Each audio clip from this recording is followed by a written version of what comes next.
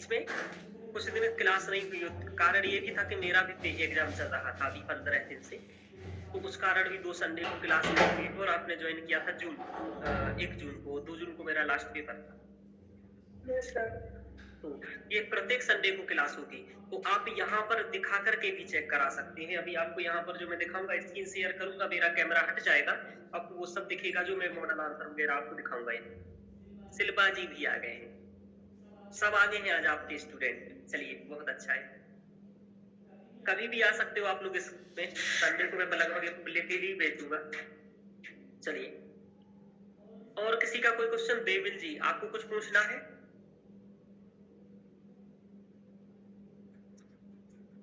Sir अभी मैंने इस ऑप्शनल में प्रेशर हूँ, इसकी स्टार्टिंग कैसे करूँ? मतलब काफी ज्वाइन करते हो। अच्छा, इसको स्टार्ट कैसे करें संस्कृत ऑप्शनल को, ये प्रश्न है? जी सर।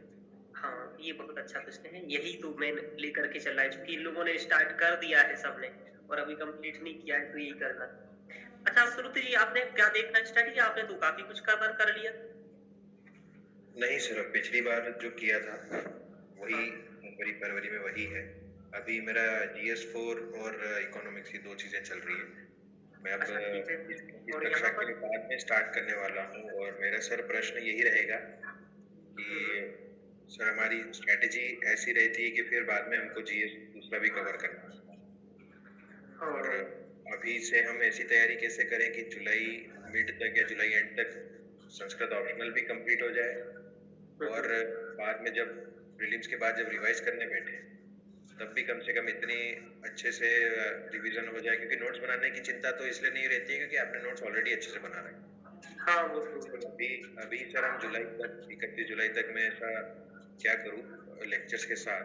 लेक्चर्स तो सारे कंप्लीट करना है, वो मैं जानता हूँ। हाँ, तो 4-5 घंटे देंगे सिर्फ लेक्चर्स को, तभी हो पाएगा। हाँ, वो तो आपने तो ये तो देखा ही कि आपको लेक्चर तो करना ही है। ये तो मतलब आप सभी के लिए अनिवार्य, जिनने मतलब मेरा ज्वाइन कर लिया और मेरे वैलिडिटी बढ़वा करके इसमें आए हैं, आप लोगों को ये तो मालूम है कि लेक्चर से ही सब कुछ होना है आपका। हाँ सर, परंतु ये भी एक है कि हमारी स्ट्रेटेजी रिवीजन की और बाकी तैयारी की कैसी रहे कि फिर अगले साल मेंस जब दें तो 300 मार्क्स मिनिमम जो हम इंश्योर करना चाहते हैं वो आए कम से कम। हाँ, ये है। आपको क्या करना है कि लेक्चर तो मतलब कंपलसरी है आप सभी के लिए, जितने लोग पढ़े हैं मुझसे और देखे भी हैं। जैसे शायद अविनाश जी ने तो लेक्चर भी कंप्लीट देखे हैं। और अविनाश जी ठीक हो? तो लेक्चर तो आप लोगों को जो है 110 लेक्चर वो तो कंप्लीट करना ही है। और अभी जो लोग और भी जुड़े हैं उनको कुछ लेक्चर और भी करना है, आप लोगों को कर लेना। जैसे महाभारत का कर लेना, मैंने बना के रख दिए हैं, अपलोड भी किए हैं। रामायण का कर लेना, ये अटेम्प्ट नहीं करना है आप लोगों को, सर लेकिन कोर्स कर लेना है। सॉरी सर, कोर्स का टोटल ड्यूरेशन क्या होता है? क्या कोर्स का टोटल ड्यूरेशन क्या है हमारे लेक्चर्स का? ड्यूरेशन आपका नहीं, सारे वीडियोस मिला लें तो कितना ड्यूरेशन बनता है? 110 लेक्चर है आपका। हाँ, उसमें टाइम टोटल ड्यूरेशन कितना हो रहा है, मतलब कितने घंटे हो रहे हैं? घंटे बहुत ही कम है। मतलब आप ऐसा समझो कुछ घंटे, मतलब 150 घंटे से ज्यादा का नहीं है जी। अच्छा, कारण ये कि अपने 1.5 घंटे के लेक्चर, 1.25 घंटे के लेक्चर, कुछ लेक्चर ही हैं जो 2 घंटे 10 मिनट के होंगे, बाकी 120 मतलब 75 मिनट, 80 मिनट, 90 मिनट, 100 मिनट, इस तरीके से लेक्चर, तो लगभग 150 घंटे का है। आप इसको स्पीड बढ़ा करके देखेंगे जो यूनिट आपने कर लिया है ना, और जो जिनके 1 साल की वैलिडिटी है ना, और जिनको अभी वाला अटेम्प्ट नहीं देना है 2026 के लिए, तो आप लगभग अक्टूबर नवंबर तक लेकर के आराम से दिसंबर तक लेकर के चल सकते हैं। बट ये ध्यान रखिएगा कि साथ में टेस्ट सीरीज भी लेके चलना है आपको, मतलब आंसर लिख के चलना है। वरना आप दिसंबर तक जाए और आप टेस्ट ना लिखे एक दिन, फिर कहे सर मेरा वैलिडिटी हो गया, टेस्ट भी नहीं लिखा मैंने और कुछ नहीं किया, ये सबसे बड़ी गलती हो जाती है। मतलब जो अपन का, जैसे अपन अपने साथ ही देख रहे हैं, शायद आप में से जानते होंगे अपने लोग, इस बार उनके 252 नंबर आए हैं, 92 तो सभी लोग जानते हैं, आप लोग मालूम है ना? ये तो सभी को मालूम है और जो भी है क्लास में सभी को मालूम है। अब और जो अपनी स्तुति जी का जिनका सिलेक्शन नहीं हुआ है उनको भी लगभग सभी लोग जानते हैं, जैसे मंजू जी जानती हैं, कई लोग जानते हैं। उनका नंबर है 247, उनका सिलेक्शन नहीं हुआ। एक और है अपने, उनका है 251 नंबर। अब इन लोगों की स्ट्रेटजी को ही लेकर के चलना पड़ेगा। इन्हीं लोगों की वो स्ट्रेटजी है जो आपको 300 प्लस नंबर दिलाएगी। बस कुछ चीजें उसमें और ऐड करनी है जो मैं कहूंगा। इन लोगों ने की जो कमियां रही हैं वही, मतलब इन लोगों की क्या, जो इन वालों की कमियां मुझे दिखी, इनकी सबसे बड़ी कमी रही है कि इन लोगों ने फुल लेंथ टेस्ट किसी ने नहीं लिखे हैं, एक दो से ज्यादा। सबसे बड़ी कमी सिलेबस तैयार करने के बाद, मतलब मेरे लेक्चर अच्छे से देखे हैं इन लोगों ने, हैंड रिटन नोट्स बनाए हैं, शॉर्ट नोट्स भी बनाए हैं, उसका परिणाम है कि ये नंबर आए। बाकी आप यदि टेस्ट नहीं लिखोगे ना टाइम से, तो वहां टाइमिंग से अटेम्प्ट करके नहीं आ पाओगे, क्योंकि जो ये स्तुति जी है इनका फर्स्ट पेपर में भी 2-3 क्वेश्चन छोड़ के आए, सेकंड में भी आए, और ऐसे ही लगभग आए। और भी स्टूडेंट ने दिया था इनके अलावा जिनके 200 नंबर भी आए, उनका तो मैंने आपको जिक्र ही नहीं किया। 210 आए, किसी के 200 आए। तो उसका कारण मूल यही होता है कि ये लोग टेस्ट नहीं लिखते। और टेस्ट ना लिखना आपको क्या करता है कि उस समय आप तैयार किए रहते हो, सब कुछ किए रहते हो, लेकिन जब मुख्य वक्त आ रहा है वहां लिख रहे हो आप, तो लिख नहीं पाते। ये सबसे बड़ी दिक्कत है। जबकि लगभग 90% क्वेश्चन में आज 2024 का पेपर लाया हूँ यहाँ पर आपको। मैं अपनी अब कैमरा दिखाना बंद करता हूँ, पेपर दिखाना स्टार्ट करता हूँ।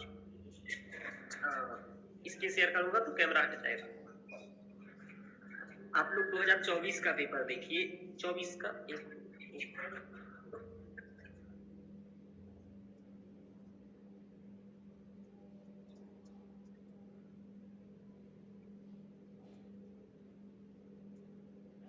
जो नए विद्यार्थी हैं वो भी जुड़े रहिएगा, और जिनको क्वेश्चंस पूछना है आप आराम से इसमें लिख करके अपना क्वेश्चंस पूछ सकते हैं आप, और बोल करके पूछ सकते हैं।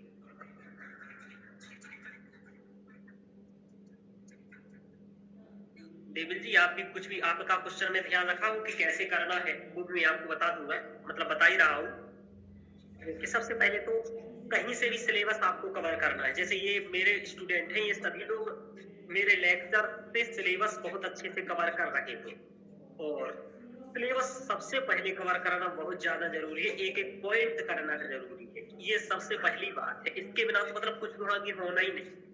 आप कहीं से भी करें ये बात, चाहे आप सेल्फ से करें चाहे कहीं से करें, सबसे पहला तो यही आएगा आपकी हर जगह पर कि आप सिलेबस कवर करें।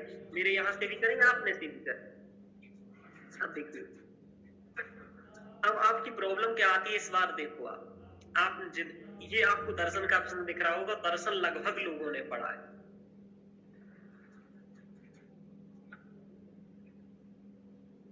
हाँ, चलिए ये दिख रहा है, ये आप लोगों को क्वेश्चन दिख रहा है। आप ये देखिए कितने नंबर का क्वेश्चन दिख रहा है। आप 6वीं और 7वीं यूनिट दिख रहा है आप लोगों को।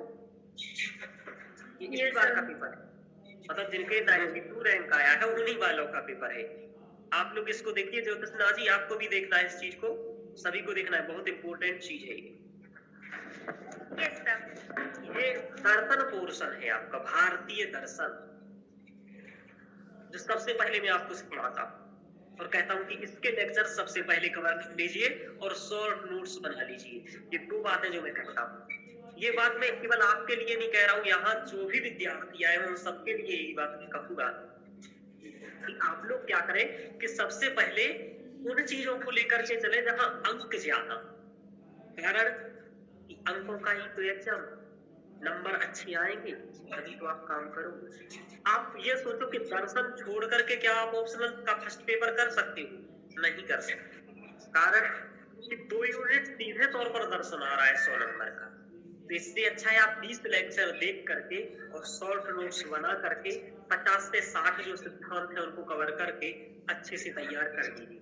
समझ में आ रहा है मंजू जी? आपको भी यही करना है ना, सभी को एक ही करना है कि दर्शन का देख करके आपने तो देखना स्टार्ट भी कर दिया है, ये आपको स्टार्ट करना है। शिल्पा जी, आप भी सुन रहे हो? हाँ सर, सुन रही हूँ सर। हाँ, दर्शन आप लोगों ने बहुत अच्छे से पढ़ा है। अब देखो आपने क्या किया। अब दर्शन जिन्होंने पढ़ा है तो उन्होंने देखा होगा कि बौद्ध दर्शन का प्रतीक समुत्पादवाद पढ़ा है। ये क्वेश्चन कम से कम 3 से 4 बार आ चुका है यूपीएससी और हमेशा आएगा। इसका कारण क्या है? ये बहुत प्रसिद्ध सर। इसके लिए मैंने आपको श्लोक लिखाया था, अविद्या संस्कार विज्ञानम नाम रूप सनातन स्पर्शम वेदना तृष्णा उपादान भव जाति जरा मरणम अस्मिन् कारणे सति इदं कारणम। ये इसकी मूल बात है कि इस कार्य का यह कारण है। अभी देखो जिनको नॉलेज नहीं है वो केवल सुनिए ये बातें। जैसे कि अभी जिन्होंने पढ़ा नहीं है, स्टार्टिंग नहीं की है, तो उनको पहले ही क्वेश्चन को जान लेना। अभी आपको डरने की जरूरत नहीं कि कैसे ये सब होगा, ये बहुत सरल है। मेरा लेक्चर एक बार आप देख तो लो, ये तो आपके लिए हलवा हो जाएगा। और जिन्होंने देखा है वो जानते हैं क्यों बन चुकी शिल्पा जी, आराम से समझ में आ जाएगा। हाँ सर। इसके लिए इतना वो कठिन मतलब वो नहीं है कि ये सब आएगा, बहुत आराम से आ जाएगा। देखिए यहाँ वैशेषिक दर्शन में कति द्रव्याणि सन्ति तेषां नामानि विलिख्य पृथ्वी तेज द्रव्यों स्वरूपम वर्ण्य। आपको मैंने सप्त पदार्थ यहाँ पढ़ाए हैं, द्रव्य गुण कर्म सामान्य विशेष समवाय और अभाव, सप्त पदार्थ। ये जो 7 पदार्थ है बहुत इंपॉर्टेंट है वैशेषिक दर्शन में। यानी वैशेषिक दर्शन की पदार्थ मीमांसा और जो आपका सांख्य दर्शन है, न्याय दर्शन है, उसकी प्रमाण मीमांसा बहुत इंपॉर्टेंट है। अब देखो न्याय दर्शन से मैंने आपको प्रमाण मीमांसा पढ़ाया, मैंने 4 प्रमाण पढ़ाए थे आपको, प्रत्यक्ष अनुमान उपमान सब। ये क्या पूछ रहा है? हाँ सर। अनुमान के साथ पूछ रहा है। यहाँ पर क्या वैशेषिक के द्रव्य पूछ रहा है, आपने द्रव्य पढ़े हैं, कति द्रव्याणि नव द्रव्याणि प्रकाश काल दिगात्मा बनाती नबई, उसमें से शुरू के जो 3-4 है उनका वर्णन करना है, पृथ्वी तेज का। तो ये अब आप देखो ये तीनों क्वेश्चंस आपके मतलब दायरे के हैं, तीनों आपने जो पढ़े आपके नोट्स में, आपने शॉर्ट नोट्स बनाए, तीनों है। अब आप आराम से 50 नंबर का ही आपको आ रहा है पेपर। अब ये आप यदि क्वेश्चन छोड़ करके आते हो तब तो आपको दिक्कत हो सकती है, वरना डायरेक्ट तौर पर आएगी। तो अब आपको इनको करना है, ये नोट्स में डायरेक्ट आपको आंसर मिलेंगे इनके। आगे देख लीजिए 6वीं यूनिट में आपने ये निष्काम कर्म योग जो आपको लगा हुआ है, वस्तुतः आप क्या करते हैं सेकंड पेपर की सेकंड यूनिट में पढ़ते हैं और वहीं से एक क्वेश्चन यहाँ पर हर बार आता है। निष्काम कर्म भी आप अपना म्यूट कर लीजिए। ओके चलिए, और संस्कृति जी को किसी को भी कोई क्वेश्चन पूछना है आप एक तो लिख करके यहाँ मैसेज डाल सकते हैं, दूसरा पूछ सकते हैं। चलिए बीच में भी पूछ सकते हैं आप लोग, कोई दिक्कत नहीं है ना, मुझे कोई डिस्टर्ब नहीं होता है। और पुरुष बहुत्व के बारे में पूछा जा रहा है, सांख्य दर्शन का पुरुष बहुत्व पढ़ा है, कभी सुना है पुरुष बहुत्व कितना क्या होता है?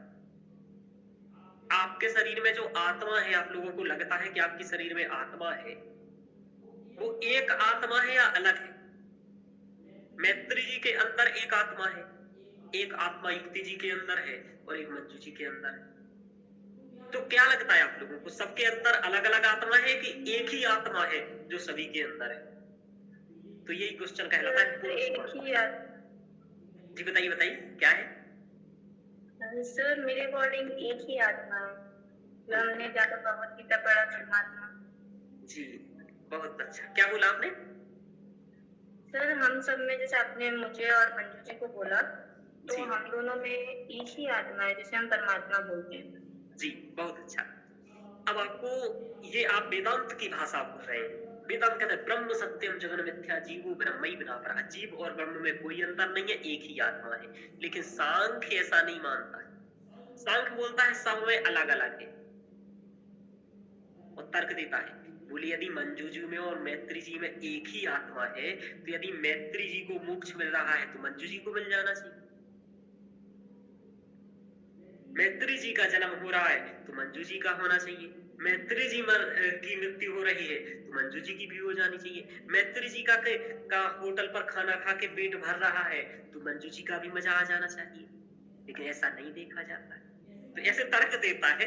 अब ये तर्क वैलिड है इनवैलिड है, इन पर आप लोगों को क्वेश्चन नहीं करना है, अपने को क्या करना है, अपने को पता होना चाहिए कि सांख्य आत्मा बहुत है उसके लिए क्या तर्क दे रहा। और वेदांत एक आत्मा है, उसके लिए क्या तर्क दे रहा है।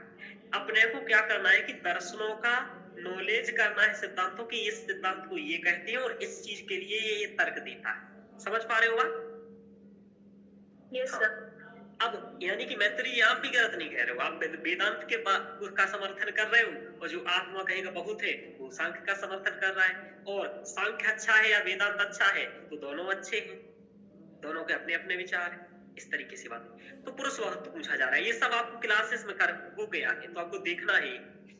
आपका इस बार एक नया क्वेश्चन आया था पंचकोश का, ये आपने को मैंने नहीं पढ़ाया था, इसको मैं आपको एक दिन पढ़ाने वाला हूँ, तो ये पढ़ाऊंगा। टॉपिक्स आपको एक्स्ट्रा पढ़ाऊंगा। पंचकोश का मतलब ये होता है कि पंचकोश से मिलकर के संसार की उत्पत्ति हुई है, और अन्नमय कोश, प्राणमय कोश, ये सब कोश हैं। तो ये मैंने नहीं पढ़ाया था इस बार, और इस बार ये बहुत थोड़ा सा डीप क्वेश्चन था, इसलिए मुझे कभी लगा नहीं कि ये पूछेगा, लेकिन पूछा तो कोई नहीं। जब आपको ऐसा हो कि आपको 6वीं और 7वीं आप अटेम्प्ट करके गए हो, और 6वीं से कोई ऐसा क्वेश्चन आ गया जो नहीं पढ़ा, तो आप 6वीं को छोड़ दीजिए, केवल जिसके तीनों क्वेश्चन आ रहे हैं उसको अटेम्प्ट करिए। ये पहला रूल्स याद रखना है पेपर अटेम्प्ट करने का। पेपर समझ में आ रहा है? यस जी हाँ। भले सर ने कितना ही पढ़ाया है, और भले वो यदि आपको ये क्वेश्चन बिल्कुल भी नहीं बन रहा है, तो आप उस यूनिट को छोड़ दीजिए, फिर आप दूसरे विकल्प पर जाइए कि आप ये वाली तो करेंगे, 7वीं करेंगे, क्योंकि सब बन रहे हैं, इसमें नंबर अच्छे आएंगे। ये सभी को ध्यान रखना है इस तरीके से। भले इसके सर ने 2 ये पढ़ाए थे तो आपको लग रहा है हाँ, लेकिन जब कोई विकल्प ना आपके पास अन्य करने का, तब धूमधाम से इसी को करिए। और पंचकोश में कुछ भी लिख कर के आइए वेदांत दर्शन का, लेकिन लिख के आइए। जब कुछ ना आ रहा लेकिन विकल्प हो तो दूसरे पर भाग जाइए। अब 7वीं यूनिट, अब तो ये दर्शन का आपने देखा कि फर्स्ट पेपर में 100 नंबर का है। कितने नंबर का है?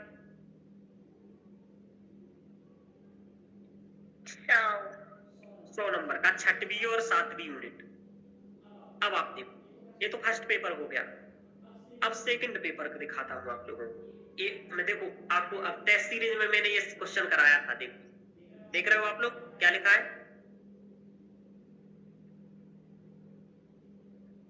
बौद्ध दर्शनानुसारम प्रतीत समुत्पादवाद स्वरूपम विवेच्यताम। और आप ये अभी भी देख सकते हैं, जो बैच ज्वाइन किया टेस्ट सीरीज में वहां पर लोड है। और यहाँ देखो ये क्या लिखा है, इसने थोड़ा सा अलग पूछा। इसने पूछा बौद्ध दर्शन प्रतिपादम प्रतीत समुत्पादम वर्ण्यत, इसने प्रतीत समुत्पादम वर्ण्यत कह दिया, उसमें स्वरूपम वर्ण्यत, जबकि उत्तर दोनों का सेम ही लिखना पड़ेगा। अब आपको क्या करना है, ये सर ने मॉडल आंसर आपको लिख के दिया है। अभी आप जाइए और ये 3 पेज का आंसर हमें लिख के आइए। आपको 15 अंक वैसे ही, मैंने 15 का पूछा था, इसने कितने का पूछा? इसने भी 15 का ही पूछा, ठीक है कोई नहीं। तो इस तरीके से आपको भी ये आंसर्स लिखने हैं। ये पढ़ने के बाद आप देख लीजिएगा, तो आपने जिन्होंने पढ़ा है वो पढ़ सकते हैं। अब सेकंड पेपर में हम दर्शन की बात कर रहे थे। सेकंड पेपर में दर्शन का रोल क्या है? ये वाला पोर्शन दर्शन का ही कहलाता है, जो सेकंड पेपर की सेकंड यूनिट है। तो अभी ज्योतिषनाथ जी जो आपने ज्वाइन किया है और मैत्री जी आपने ज्वाइन किया है, तो आपको क्या करना है? सबसे पहले कौन सा यूनिट करना है आपको? दर्शन कर लेना चाहिए, है ना?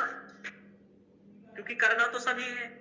तो इससे अच्छा आप लोग क्या करें, सबसे पहले 100 नंबर का, जहां से 150 नंबर का आपको पोर्शन बनेगा, अभी सेकंड यूनिट पेपर का भी बता रहा हूं कि ईशावास्योपनिषद में विद्या अविद्या, जो यहाँ विद्या के बारे में बताया जाएगा, तो यहाँ जो विद्या है वही आपको लगेगा।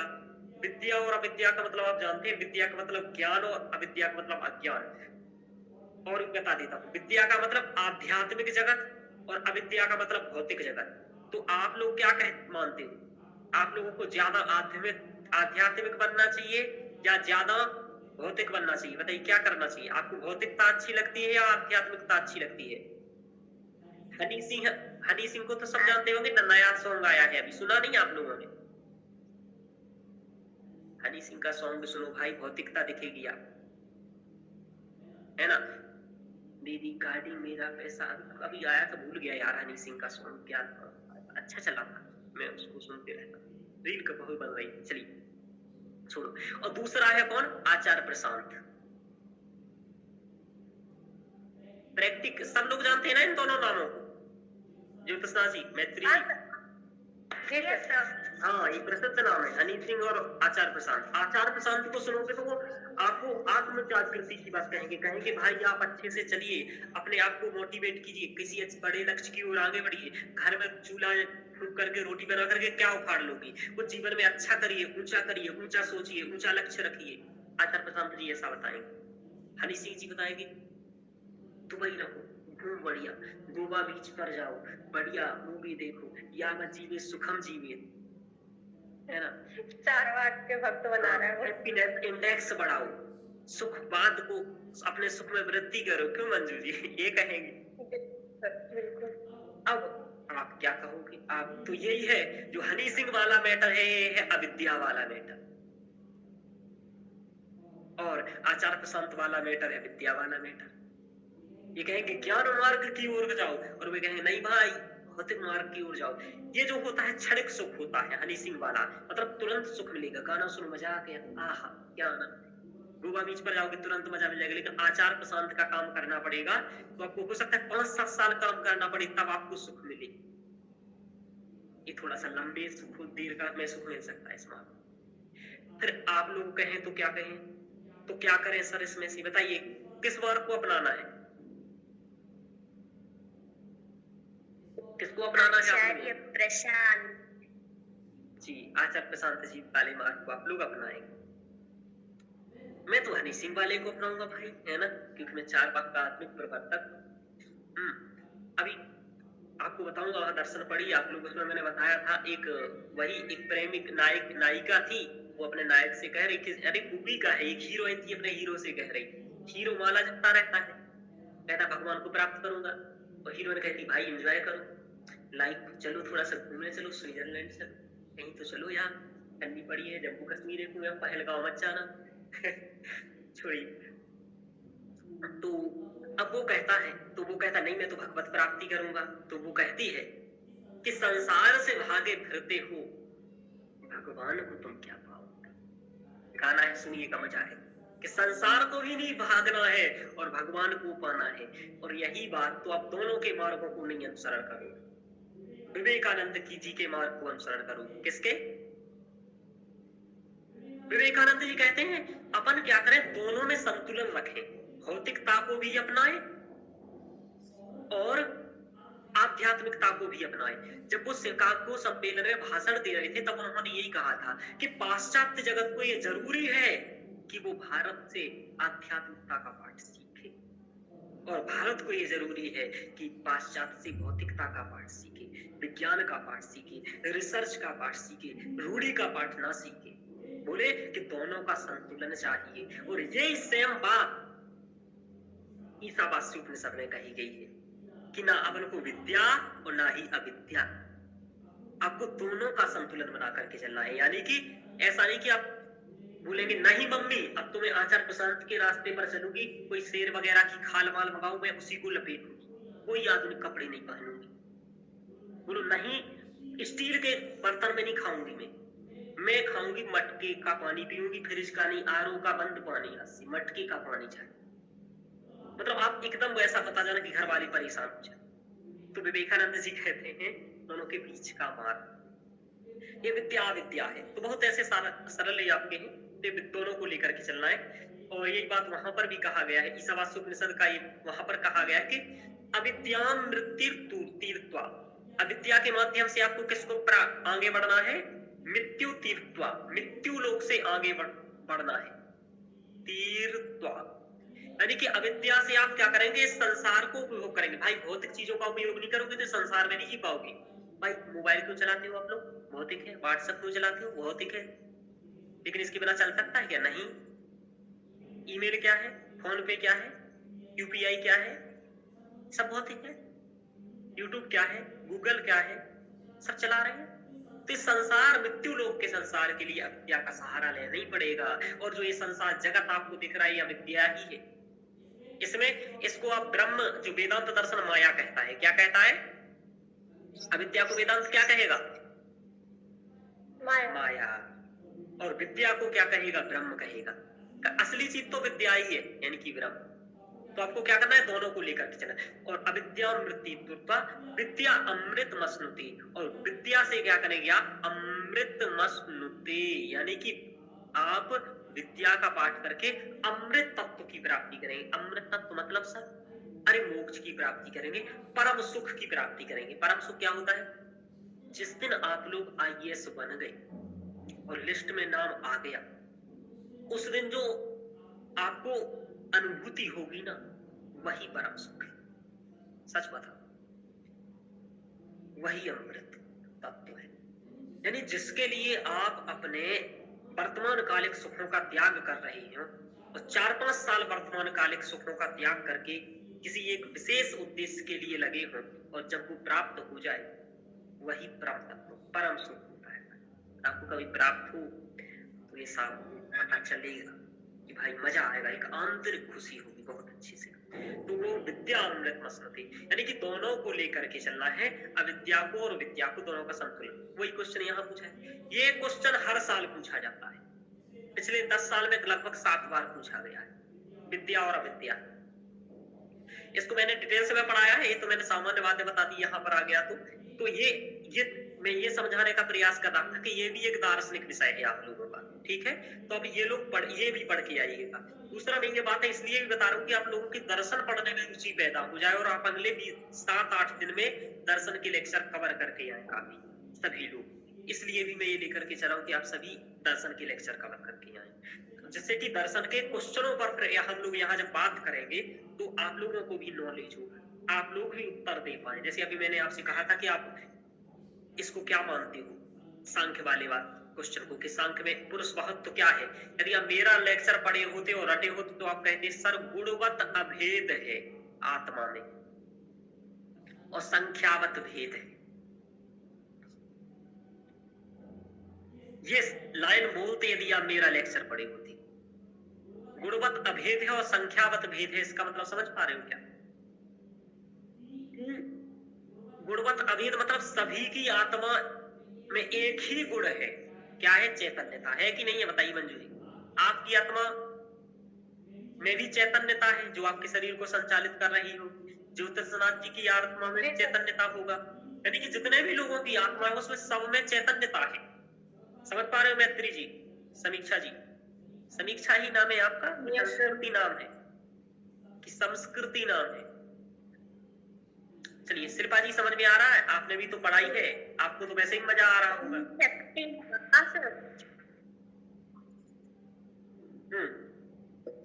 तो गुणवत अभेद है, यानी कि गुण सभी में जो आत्मा है वो गुण तो एक जैसा है, चैतन्यता है, और संख्या में भेद है भाई, संख्या सबकी अलग अलग है ना, ऐसा कह रहा हूं। तो ये कहता है सांख्य दर्शन के गुणवत अभेद और संख्यावत भेद है आत्मा, ये मूल बात है उसकी। फिर वो तर्क आदि देता है वो समय। तो ऐसा आपको नॉलेज रहेगा तो आप लोग और चर्चा करोगे। इसका मतलब मैं ये कहना चाह रहा था कि उसके बाद आपको सेकंड यूनिट करना है, सेकंड पेपर की। सबसे पहले क्या करना है आपको? फर्स्ट पेपर की कौन सी यूनिट? 6वीं और 7वीं, ध्यान रखिएगा। यहां से 100 नंबर का तैयार हो जाएगा। फिर क्या करना है? सेकंड पेपर की दूसरी यूनिट, जिसमें आपको ईशावास्य उपनिषद करना है और भगवत गीता करना है। देखो भगवत गीता का यहाँ कर्मयोग पूछा, कर्मयोग तो आप सभी कर रहे हो। कर्मयोग की बात बता देता हूँ, बहुत मजा आ जाएगा कर्मयोग की सुन करके। कर्ण का नाम सुना? कितने लोगों ने सुना है कर्ण का नाम? देवल जी सभी ने सुना होगा, कर्ण को कौन नहीं जानता? कर्ण का नाम सुना? जी सर। हाँ, कर्ण का जन्म सूत्र घर में हुआ था ऐसा कहा जाता है, और कर्ण ने जो शिक्षा ली थी वो परशुराम से ली थी। परशुराम से शिक्षा ली थी। एक दिन ये घटना होती है कि परशुराम को कोई कीड़ा काटने आता है, सर्प जैसा जहरीला, और परशुराम जी अपना सर कर्ण के जंघा पर रखे हुए थे। तो वो कीड़ा उन्हें काटने को जैसे करता है कीड़ा, तो वो क्या करते हैं? उसको हाथ से पकड़ करके कर्ण मार देते हैं कीड़े। और जैसे ही वो जागते हैं परशुराम और देखते हैं कि खून ही खून है, तो वो उठ करके कहते हैं, तू भाई कर्ण ब्राह्मण तो नहीं हो सकता, क्योंकि ब्राह्मण तो में तो इतनी औकात ही नहीं है कि ऐसा कर दे।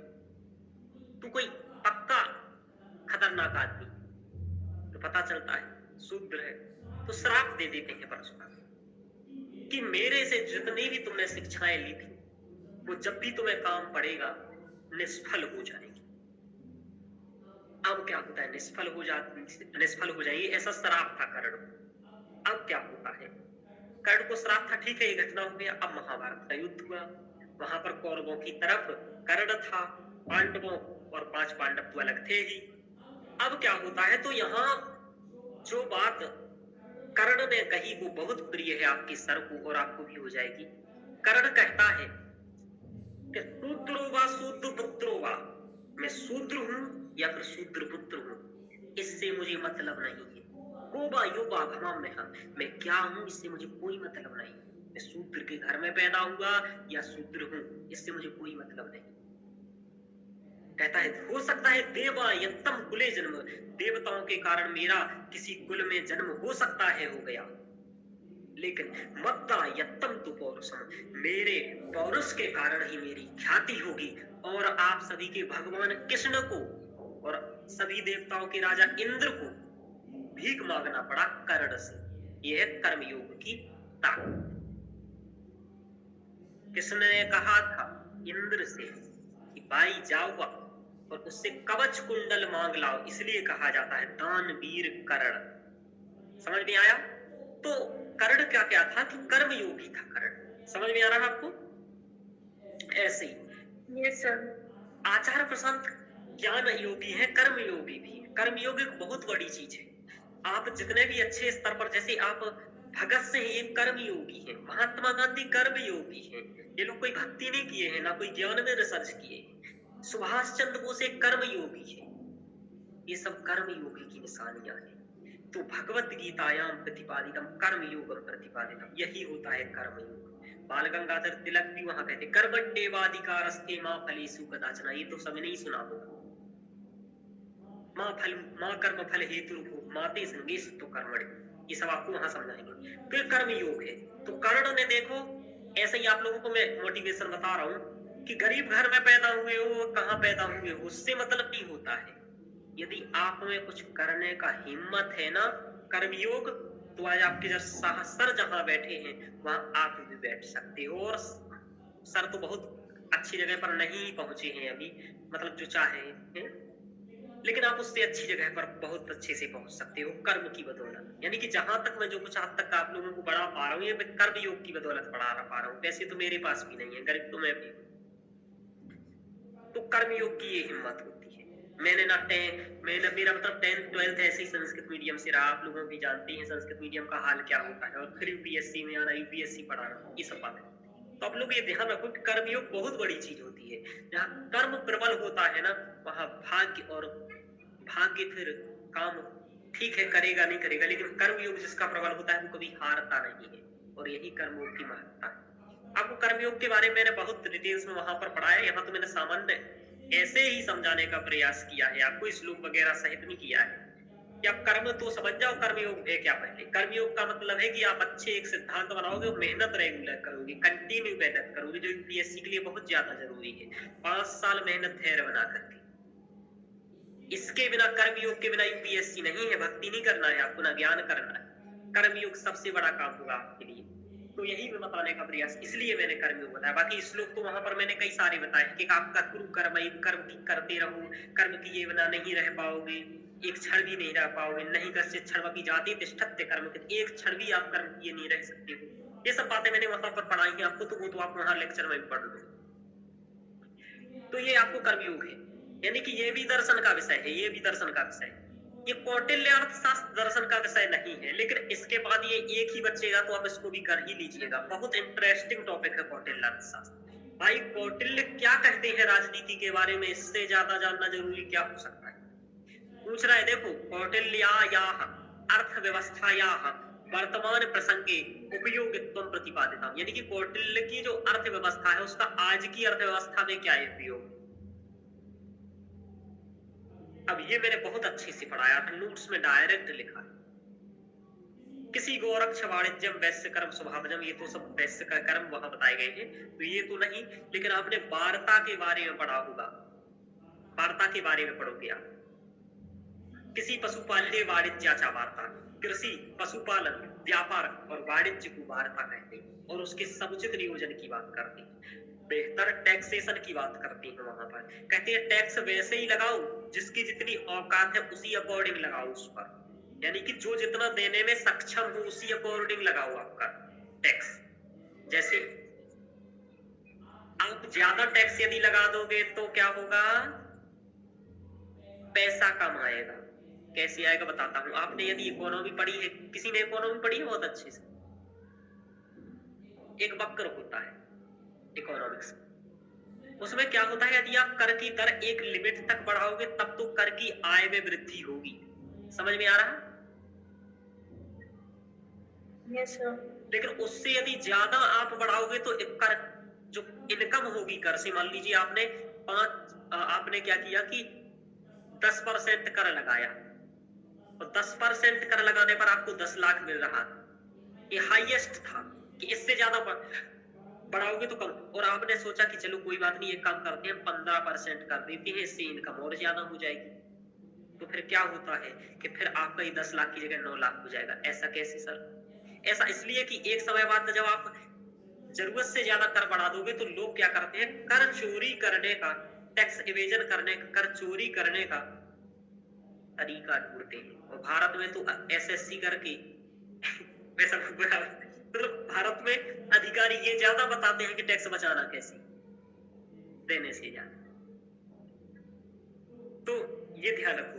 तो वही बात यहाँ ये कह रहे हैं कि फल वैसे ही देना है जैसे माली बगीचे से पके पके फलों को तोड़ता है। जो फल पक गए हैं सिर्फ उन्हें तोड़ो, कच्चे को मत तोड़ो, क्योंकि कच्चों को तोड़ोगे तो समस्या उत्पन्न होगी। यानी कि जिनके पास पैसा है उन पर कर लगाओ, गरीबों पर कर मत लगाओ। और इसका अनुपालन भारतीय अर्थव्यवस्था करती भी है। भारतीय इकोनॉमी में किसानों पर कर नहीं लगता है, लगता है क्या? नो सर, उनको सब्सिडी है। लेकिन आपकी क्लासेस पर 18% जीएसटी लगता है एजुकेशन पर, तो ये भी नहीं लगना चाहिए। 18 तो नहीं ही लगना चाहिए, मतलब 12 लग जाए,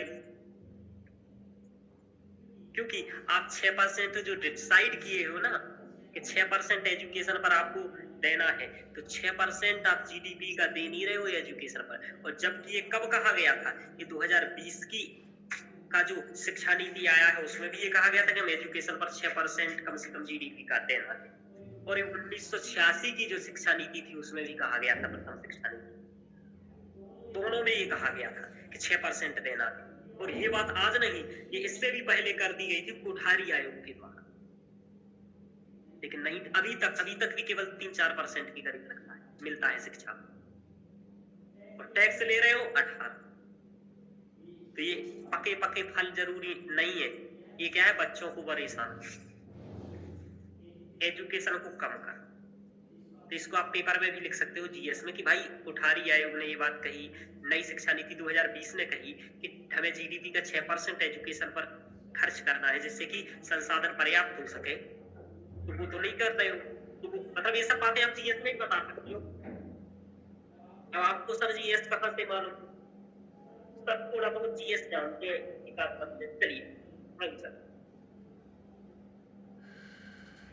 तो ये आप ध्यान रखिएगा, इस तरीके से ये करना है। तो आपको सबसे पहले क्या करना है, अभी तक मैंने ये बताया कि आप लोगों को 2 यूनिट सबसे पहले करने ला है जो नए विद्यार्थी हैं। उसके आगे आपको क्या करना है वो तो मैं आपको आगे बता ही दूंगा। और जो व्याकरण कर रहे हैं तो व्याकरण करने में भी कोई प्रॉब्लम नहीं है, आप व्याकरण कर लीजिए पहले कंप्लीट, है ना मैत्री जी?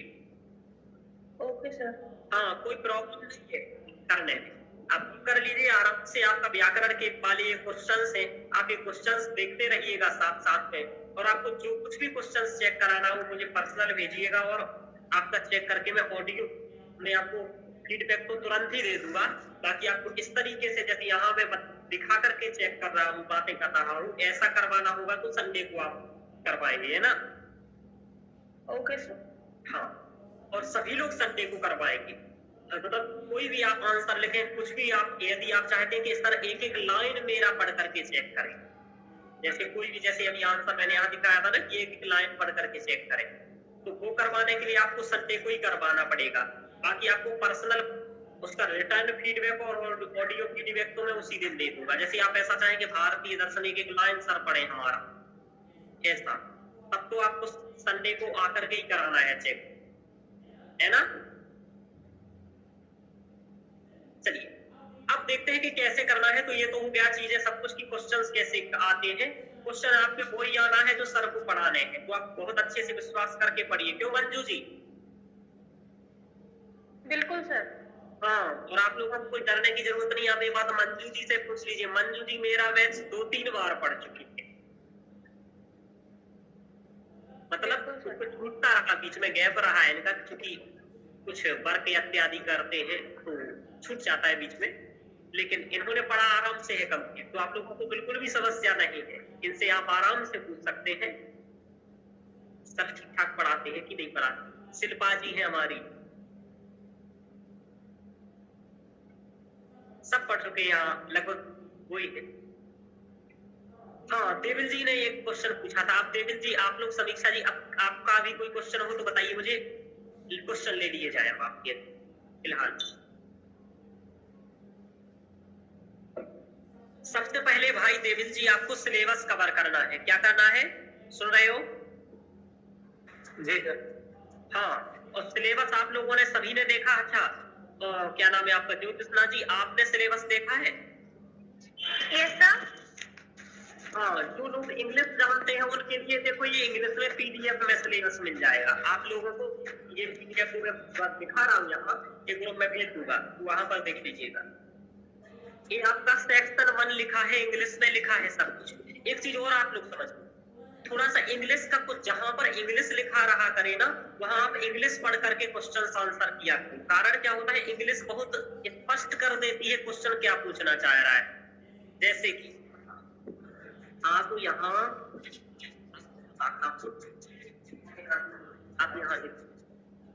होटल नाश्ता कर रहे थे, वही देख लेते हैं अपन। तो जहां पर इंग्लिश लिखा है उसको एक बार संस्कृत के साथ इंग्लिश पढ़ने का आदत डालिएगा, है ना सभी लोग। भले इंग्लिश ना आती, मुझे कौन सा बहुत ज्यादा आती है, बस इतना आती है कि कोई बोल लेगा तो समझ लो। चलिए, तो आपको क्या करना है, देखो ये लिखा है, आप यहाँ देखें यूनिट। अब आप देखें कि क्या स्टेट इकोनॉमी में की बात डिस्क्राइब बाय होटल, इसमें तो नहीं लिखा है एग्जांपल्स वगैरह। आपको ये सीधे तौर पर ये कह के कि देगा विद एग्जांपल्स बताइए उसमें सर। और आपको कभी भी मिलेगा। देखो यहाँ लिखा है निरूपिताम, यहाँ लिखा है विशदीयत, और यहाँ लिखा है प्रतिपाद्यताम। जबकि इंग्लिश में देखो आप निरूपिताम को इंग्लिश में क्या बोलते हैं, डिस्क्राइब लिखा है। सर डेविल जी का माइक ऑन है तो आपकी आवाज कट कट के आ रही है। अच्छा, मेरी आवाज सभी को कट के आ रही है क्या? सर वो माइक ऑन था डेविल का, इसलिए आपकी आवाज बीच बीच में कट रही है। अच्छा अच्छा, देखो हाँ कोई प्रॉब्लम, ओके। हाँ, अब ठीक आ रही मेरी आवाज? जी सर। हाँ, तो देखो इंग्लिश में ऐसा देखना है। देखो यहाँ भी डिस्क्राइब लिखा है और यहाँ भी डिस्क्राइब लिखा है, यानी कि इन तीनों में कोई ज्यादा अंतर नहीं है। ये सब अलग अलग विशदीयत, निरूप्यताम, प्रतिपाद्यताम, इनका मतलब वही है जो आपने पढ़ा है उसको बहुत अच्छे से ऐसा प्रेजेंट करिए कि सामने वाला आपको नंबर दे और खुश हो आपके एग्जाम्पल से, जो भी आप कहें। तो इसके लिए आपको इस तरीके से करना है। तो आपको ज्यादा कंफ्यूज नहीं हो जाना है कि संस्कृत नहीं आ रहा है तो क्या करेंगे। हाँ, लेकिन कभी कभी क्या होता है, जहां संस्कृत का क्वेश्चन आएगा वहां केवल संस्कृत में लिखना होगा, वहां क्या करेगा वो, वहां पर आपको ना देखो यहाँ पर लिखा है, यहाँ एलेबोरेट लिखा है विशदीयत को, काव्य सौष्ठव विशदीयत। अब और भी देखो आप यहाँ पर क्या लिखा है, क्रिटिकली, ये बहुत इंपॉर्टेंट शब्द है। भारवे अर्थ गौरव इत्येतन मतम युक्ति पुरस्सरम विशदीयत। अब यहाँ क्रिटिकली लिख दिया है, इसका मतलब क्या है, भारवी का अर्थ गौरव सच में है या कुछ कुछ श्लोकों में अर्थ गौरव नहीं भी है। आपको दोनों एग्जाम्पल दे दोगे कि अर्थ गौरव वैसे तो समग्र ग्रंथ में है, लेकिन कभी कभी क्या हो जाता है कि अलंकारिता ज्यादा कर देते हैं भारवी, तो वहां अर्थ गौरव फीका पड़ जाता है। जैसे जैसे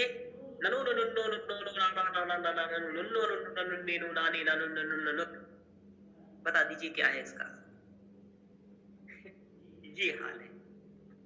एक श्लोक केवल नामवर्ण से बना दिए, इतना अलंकार प्रयोग कर दिए कि वहां अर्थ ही मालूम नहीं चल रहा है इस पर, मतलब अर्थ को ही खोजना बहुत मुश्किल पड़ जाए। तो आप बता सकते हैं ये बात कि क्रिटिकली कहाँ लिखा है, थोड़ा सा क्रिटिकली कहाँ लिखा है। देखो संयुक्तिकम स उदाहरणम, यानी कि एग्जाम्पल सहित बताना है। विप्रियता, अब यहाँ विप्रियता लिख दी। तो आपको थोड़ा सा इंग्लिश भी देखते रहना है, इससे कि आप अभी से ये पेपर देखते रहोगे ना, तो जब आप और 10 साल का पेपर निकलवा लेना है मेरा, है ना, जो भी वे ज्वाइन कर चुके हैं उनको पहला ही है। अब मैं आपको ग्रुप में जिनके पास निकलवा लिए हैं, वरना आप 2013 से 2024 तक का अपने हाथ में रखेंगे पेपर 1 और पेपर 2। समझ में आ रहा? Yes sir. जी सर। 50 से 60 पेज का है, आप हाथ में निकल के रखो। सर भले आपको आंसर बता रहे हैं, जब पढ़ा रहे हैं वहीं शुरुआत में, लेकिन सर पर पूर्णतः विश्वास नहीं करना है। ये सबसे बड़ी दिक्कत है आपकी, क्योंकि सर का, हाँ सर पर विश्वास 100% कभी नहीं करना।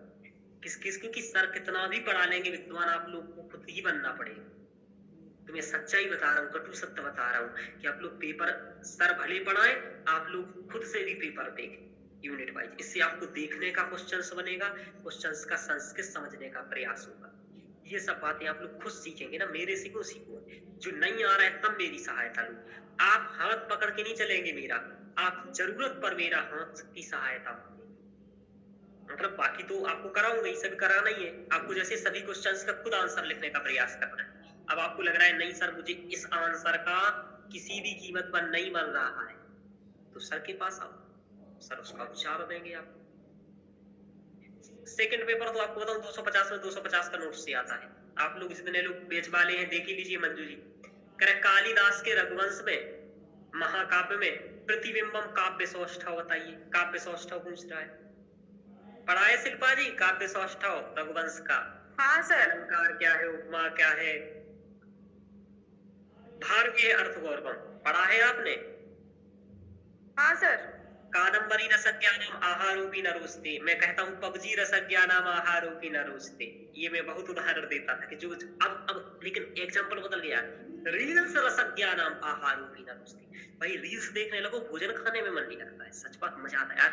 2 मिनट और देख लो, सर बहुत देखते, मतलब 30-20-25 मिनट आप मत देखना, तो लगता है यार देखते रहो रील्स, है ना।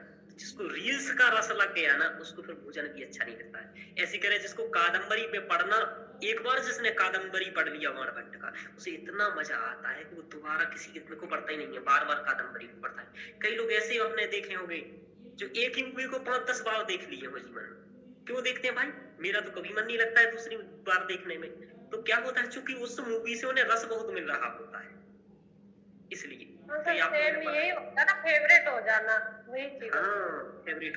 अब जैसे हनी सिंह का भी गाना आया, मुझे पसंद नहीं आया, लेकिन लोग करें बहुत अच्छा है अच्छा है। अब नाम से भी अच्छा अच्छा कह देते कुछ लोग, क्योंकि पसंद होगा हनी सिंह ज्यादा। हालांकि मैं भी सुन लेता हूँ जो नए नए गाना आते हैं उसके, अच्छा है। चलिए, अरे यार सब सुनते रहो, क्या ही करेंगे जीवन में सीरियस को करके। उदुदे नैस दे काव्य पमाखा बचा भर, ये भी पढ़ा है आपने, ये पढ़ाई था, ये पढ़ाई था, ये पढ़ाई था। भास्कर वार्डेकर का जो काव्यगत वैशिष्ट है, पढ़ाई था आपने। मतलब एक भी क्वेश्चन इधर उधर नहीं जा रहा है। अब बताओ आप लोग तैयार नहीं करोगे तो कैसे काम चलेगा? ये सब क्वेश्चन नोट्स से डायरेक्ट है।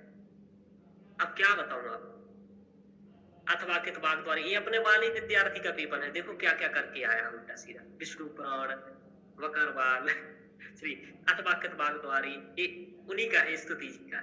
यह पूर्यन की चक्रंद भागांतरी, ये सब पढ़ा हुआ आता है आपका। एक भी क्वेश्चन ये तदे जति तन्नई जति तद्दूरे तदंतिके तदंतर सर्वस्य तदु सर्वस्य वाहिता, ये कह रहे हैं वो कहाँ है? तद ए जति, यहाँ पर भी है, वहां पर भी है, जहां पर भी है, कहीं नहीं है, सभी जगह पर है। कौन? वही ब्रह्म, वही विद्या, वही परमात्मा, सब जगह ये बताया जा रहा है। ये सब है। वेदा विनाशनम नित्यम, ये गीता का है। मंद, ये उसका है, क्या नाम उसका, रामायण की वाल्मीकि सुंदरकांड का। तमारूढ़ पवन पदवी, मेघदूत का है। अज्ञा सुकुमारात्य, आपको मालूम है नीति सतकम का है। ये कितना अच्छा आया था इस बार। ऐसा आ जाए तो भाई नंबर इसमें ना 20 में आपको 18 नंबर मिल जाए, मैं बताऊंगा यदि ये वाला आप ठीक से कर पाओ। इतना सरल आया था। कातरा ये बेसकता वाहना। हाँ, ये बहुत बड़ी बात है, आप लोगों को ये श्लोक सुना देता हूँ। ये बहुत प्यारा श्लोक है, मतलब मेरे जीवन के यदि 10 श्लोक सबसे इंपॉर्टेंट है तो उसमें एक श्लोक में आपको सुना चुका हूँ, दूसरा ये सुन लीजिए। एक श्लोक तो वही था कि सूत्रो वा सूत्र पुत्रो वा को वा यो वा भवम में हम देवा यत्तम कुले जन्म मत्ता यत्तम तु पौरुषम। मेरी औकात मेरी मेहनत से डिसाइड होगी, किसी से डिसाइड नहीं। मेरा नाम कितना होगा ना, ये आपकी खुद की मेहनत से डिसाइड होगा, घर वालों की वजह से कुछ नहीं। तो आप लोग जितना मेहनत कर लेंगे ना 2-4 साल में, वो ही डिसाइड करेगा कि आपकी कितनी इज्जत होगी। घर वालों की वजह से केवल आदमी कुछ दिन तक इज्जत करेगा। चलिए, एक बात इसमें कहा गया है कि कायर व्यक्ति जो होते हैं ना, उनमें तो मोटिवेशन ही कुछ करने का पैदा नहीं होता है। कातरा एपी असक्ता, जो कायर और असक्त होते हैं उनमें तो आईएएस करने की औकात ही नहीं है। उत्साह ही पैदा नहीं होगा। ना उत्साहेसु जायते, जायते मतलब पैदा नहीं होता है, ना उत्साहेसु जायते, उत्साह ही पैदा नहीं होता है, मोटिवेशन ही नहीं आता है, प्रेरणा ही नहीं आती है कि कुछ करना है। क्यों? क्योंकि उन्हें लगता है ऐसा करूंगा तो समाज क्या कहेगा, नहीं कर पाए तो फिर क्या होगा। तो ये कायर व्यक्ति होते हैं ऐसे और असक्त होते हैं। और प्रायः देखा गया है कि नरेंद्र श्री यानी कि आईएएस यूपीएससी उन्हीं का निकलता है जिसमें उत्साह होता है। तो कह रहे प्रायण ही नरेंद्र श्री, प्रायः राज्य सत्ता उन्हें ही मिलती है, कलेक्टर वही बनता है जिसमें उत्साह पैदा होता है, जिसमें उत्साह होता है। यानी कि प्रायण ही नरेंद्र श्री उत्साही वो उच्यते, यानी कि जो नरेंद्र श्री है, राज्य सत्ता है, वो उत्साह के साथ ही भोग की जाती है। तो मतलब यूपीएससी करने के लिए पहला गुण जरूरी तो मैंने बताया धैर्य, दूसरा बताया मेहनत, रेगुलर कर्मयोग, धैर्य, मेहनत और इसके साथ उत्साह। देखो संस्कृत आपको कितना कुछ सिखा रही है। संस्कृत के 2-4 सिद्धांतों को मान ले तो आईएएस में आपको कोई फेल ना कर पाए।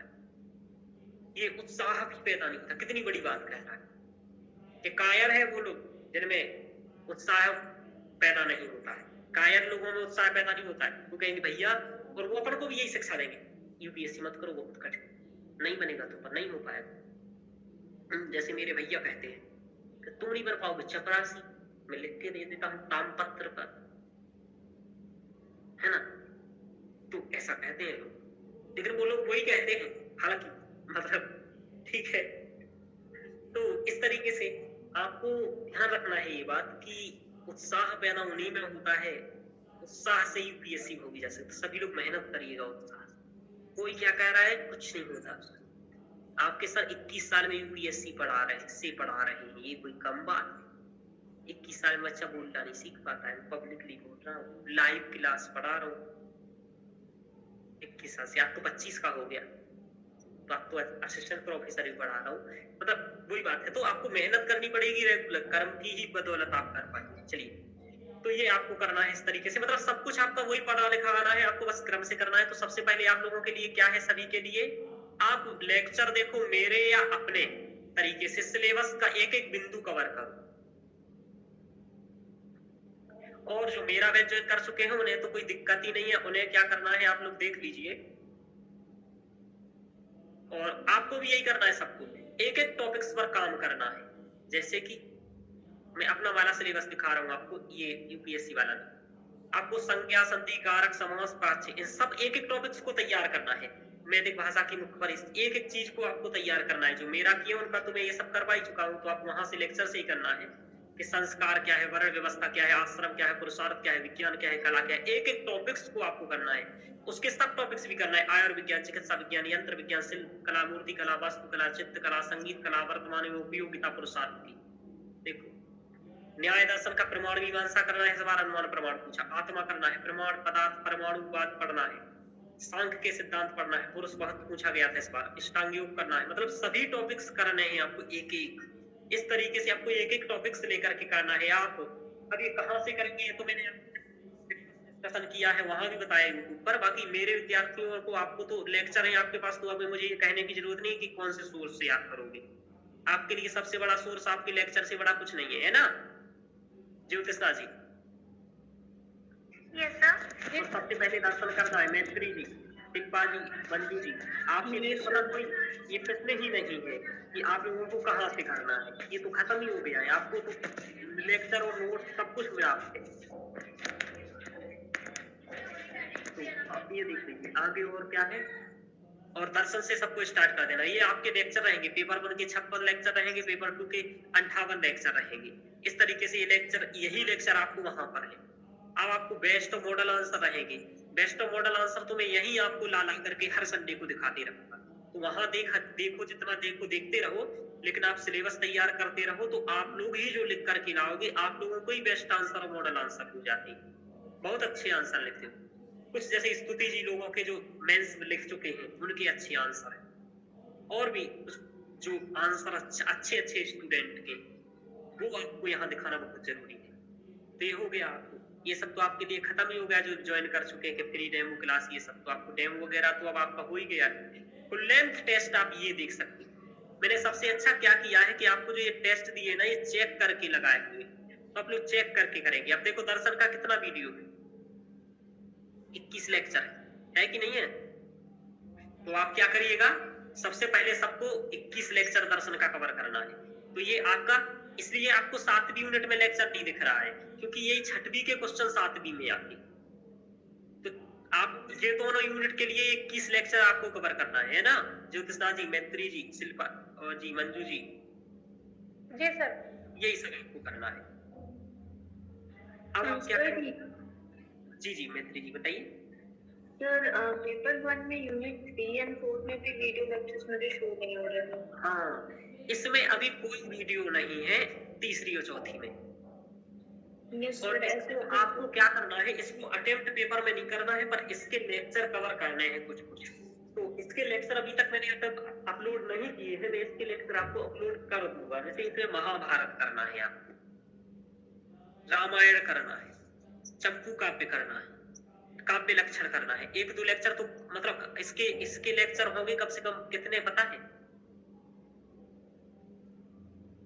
कितना? 30+। और इसलिए मैं आप लोगों को इसको सजेस्ट नहीं करता। पर 30+ ये तब करिएगा आप लोग, कब? जब आप कंप्लीट सिलेबस कर लें जो मैंने अपलोड किए हैं उसके बाद, क्योंकि अटेम्प्ट नहीं करना है, केवल तैयार करना है। समझ में आ रहा? Yes sir. हाँ, और फिर आपको तैयार भी करना है तो करंट पहले वो करना है जो मतलब जिसके बिना काम ही नहीं चलेगा।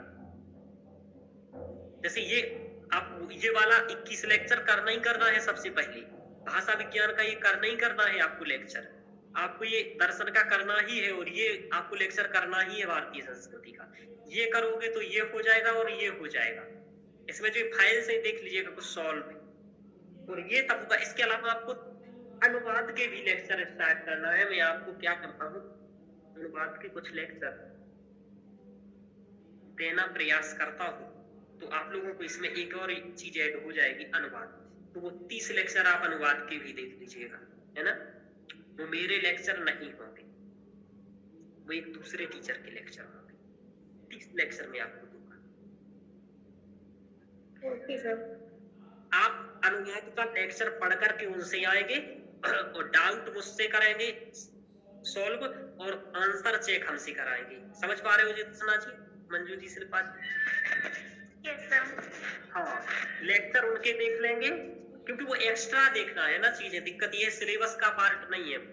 और वो यही ऐड करोगे ना सर? हाँ, मैं यही ऐड कर दूंगा, डाउनलोड करके उनके वहां से अपने में ऐड कर दूंगा बैच में। जो बैच ज्वाइन कर चुके हो वहां पर, नाम नहीं बता रहा हूँ क्योंकि वो अच्छे लेक्चर है, और मुझे नहीं लगता है मैं सामने वाला इतना मेहनत कर चुका है तो मैं क्यों करूंगा। मैं आपको उपलब्धि करवा देता हूँ डायरेक्ट, मैं आपको अपलोड कर दूंगा। आप वहां जाइएगा, वो एक लेक्चर 30 अपने समय के अकॉर्डिंग देखते रहिए। सिलेबस तो करते ही रहिए, वो अपने हिसाब से 1 घंटे का लेक्चर देखते रहिए, है ना ज्योतिषा जी, मैत्री जी? जी सर। Okay sir. उससे आप सीखेंगे संस्कृत, जो अभी आप कह रहे थे ना ज्योतिषा जी। Yes sir. आप कह रहे थे ना कि संस्कृत मुझे लिखना नहीं आती है, बोलना नहीं आती है। Yes sir. तो आपको संस्कृत लिखना और बोलना उसी से सीखेंगे आप। Okay sir. वो 30 लेक्चर से उसको आपको क्या करना है, एक लेक्चर देखना है, उसका हैंड रिटन नोट्स बनाना है, जो जो वो याद करने को कहते हैं वो याद करना है, रचना अनुवाद कौमुदी की बुक मंगा लेनी है। मैं उसका पीडीएफ तो आपको यहाँ से भी दे दूंगा, तो मंगाओ भी नहीं तो आराम से 2 पेज ही तो पढ़ना है डेली, तो आप पीडीएफ से भी पढ़ सकते हो। Yes sir. पीडीएफ से भी, और वैसे भी 150 रुपए की बुक है तो मंगवा भी सकते हो, कोई बड़ी बात थोड़ी, मंगवा लीजिएगा। तो इस तरीके से पीडीएफ भी दे दूंगा जो आपका मन। तो वो अनुवाद करना, यानी कि इस सिलेबस के अलावा एक्स्ट्रा संस्कृत सीखने के लिए क्या करना है, तो आपको अनुवाद करना है 30 लेक्चर, जो मैं अपलोड कर दूंगा। वो तो मैं रोज ही 4-5 अभी से अपलोड कर दूंगा। मतलब शुरुआत में 6 लेक्चर तो मेरे ही अनुवाद के हैं, वही देखना है आपको। 6 के बाद 30 सुन के देखना है, मतलब 6 लेक्चर मैंने ही अनुवाद के बना रखे हैं, वही देखने हैं आपको शुरुआत में। उस 6 के होने के बाद ये 30 लेक्चर देखने हैं। ये लेक्चर इतना बस आप देख लो तो आप क्या कर पाएंगे, ये वाली यूनिट कर पाएंगे आप आराम से अटेम्प्ट। कौन सा, जो अपठित गद्यांश वाला, ये वाला है, समझ पा रहे हो ना? हाँ, इसके लिए कुछ पढ़ने की जरूरत नहीं है। देखो, इसके लिए एक संस्कृत थोड़ी सी समझ आनी चाहिए और लिखना आना चाहिए। जैसे ये लिखा है, ये सब लिखा है, कह रहे संस्कृत कक्षासु भाषा रूपेण, कि संस्कृत कक्षासु, तो कक्षासु में कौन सी विभक्ति है ये आपको समझ में आ जाएगी। कौन सी है बताइए? सप्तमी एक वचन या बहुवचन, बताइए क्या है? रामेश कहाँ बनता है? सप्तमी बहुवचन। Very good. तो अब आपको ये मालूम है भाषा रूपेण, इसमें कौन सी विभक्ति, रूपेण में कौन सी विभक्ति, या एक वचन या बहुवचन? बहुवचन। नहीं, एक, रामेण कहाँ बनता है? बहुवचन। पक्का? रामः, रामौ, रामः, रामौ, रामान, रामेण, रामाभ्याम, रामैः, रामाय, रामाभ्याम, रामेभ्यः, रामात्, है ना? तो ये शब्द वगैरह आप वहां सीखो। तो संस्कृत भाषा कक्षासु भाषा रूपेण, कि संस्कृत की कक्षा में भाषा के रूप में संस्कृत भाषायाः प्रयोगेण संस्कृतस्य लाभः, संस्कृत भाषा की जो कक्षाएं चल रही है, यदि हम उस कक्षा में संस्कृत भाषा का प्रयोग करें तो लाभ होगा, ऐसा कहना चाह रहा है। तो क्वेश्चन क्या पूछना है कि संस्कृत कक्षासु संस्कृत भाषायाः अप्रयोगेण कीदृशी हानि भवत, इसका उल्टा पूछ लिया उसने। समझ पा रहे हो कि जैसे संस्कृत की कक्षा चल रही है और टीचर पढ़ा देता है हिंदी वाला और संस्कृत वो बोल नहीं रहा है, तो उससे क्या हानि होगी? उससे सबसे पहली ये हानि होगी कि आपको भाषा का ज्ञान नहीं हो पाएगा। क्या नहीं हो पाएगा? भाषा का ज्ञान। दूसरा, भाषा का ज्ञान यदि आपको भाषा को पढ़ा भी रहा है नहीं हो पाएगा। जैसे ज्योतिषना जी है यहाँ पर, तो ज्योतिषना जी शास्त्री कर रही, मैं भी शास्त्री किया, लेकिन जब मैं शास्त्री किया तो तब भी मैं संस्कृत बोलना नहीं जानता था। कारण क्या कि संस्कृत जब मुझे पढ़ाई जाती थी तो हिंदी में पढ़ाते थे वो लोग, और संस्कृत का उन्होंने व्यवहारिक पढ़ाना बोलना सिखाया ही नहीं है, तो मुझे संस्कृत नहीं आया था। इसमें मेरी गलती नहीं थी, इसमें कॉलेज की गलती थी। तुम पढ़ा रहे हो भाई तो कम से कम बोलना भी सिखाओ, वहां व्यवहार में प्रयोग कराओ। तो व्यवहारिक स्वरूप में लागू नहीं होती है। आज भारत में, आपको यहाँ तर्क देना है, भारत में आज संस्कृत के विद्यालय बहुत चल रहे हैं, स्टूडेंट बहुत है, लेकिन आप किसी भी कॉलेज में जाइए संस्कृत के और कुछ कितनों को संस्कृत बोलना आता है, तो आधे से ज्यादा को नहीं आता है। क्यों? कारण यही है। अब आपको ये सब बातें समझ में कब आएगा अनुवाद में? अब तो इसका उत्तर तो यही लिखा है भाई, और 5 नंबर का एक है। लेकिन इसके लिए जरूरी क्या है? आपको थोड़ा सा संस्कृत की विभक्तियां याद हो, थोड़ा सा ग्रामर आती हो, और ग्रामर तो आप पढ़ोगे। अब जैसे कक्षासु में सप्तमी, तो कारक तो पढ़ना है ना आपको, कारक में विभक्तियां ही तो पढ़ना है। पढ़ोगे कि नहीं पढ़ोगे? कारक में क्या पढ़ोगे आप? विभक्ति होगी, यही सब पढ़ोगे कि रामेण वाणेन हतो वाली, और यहाँ लिखा है भाषा रूपेण, यहाँ लिखा है प्रयोगेन, ये सब तृतीया विभक्ति है कि संस्कृत भाषा कह प्रयोगे अकृते, के प्रयोग न करने पर सलाभः नास्ति, वह लाभ नहीं है। अब सह क्या है? तो सह मतलब होता है वह, तव मतलब होता है वे दोनों, ते मतलब होता है वे सब, तो सह तव ते तम तव ताम तेन ताप्यम तई, ये सब थोड़ा सा याद होना चाहिए। नास्ति यानी कि नहीं है, अस्ति, विद्यते, थोड़ा सा इसके लिए अनुवाद का नॉलेज होगा। आप जो मैं 30 लेक्चर बता रहा हूँ वो कर लोगे तो इसके लिए कुछ करने की जरूरत नहीं है, बस सर के साथ आप 5 साल के 7 साल के सॉल्व कर लीजिएगा तो आपका काम हो जाएगा, और वो लाइव क्लास में ही करवाऊंगा, ठीक है, यहीं पर करवा देंगे। तो 5-7 साल के सर से कर लीजिए, 5-7 साल के खुद से कर लीजिएगा, आपका काम आराम से हो जाएगा। तो बहुत आसान हो जाएगा संस्कृत ऑप्शन, इससे आसान क्या ही होगा। मतलब ये यूनिट तो मुझे सबसे अच्छी लगती है।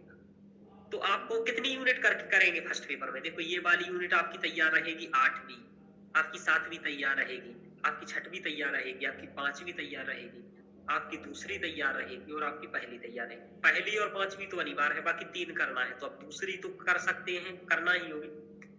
आप 6वीं 7वीं और 8वीं में से कोई भी 2 कर सकते हैं, यानी कि एक छोड़ भी दोगे। जैसे इस बार आपको लग रहा था कि भाई 6वीं नहीं बन रही है तो छोड़ देते, आप 7वीं और 8वीं कर लो।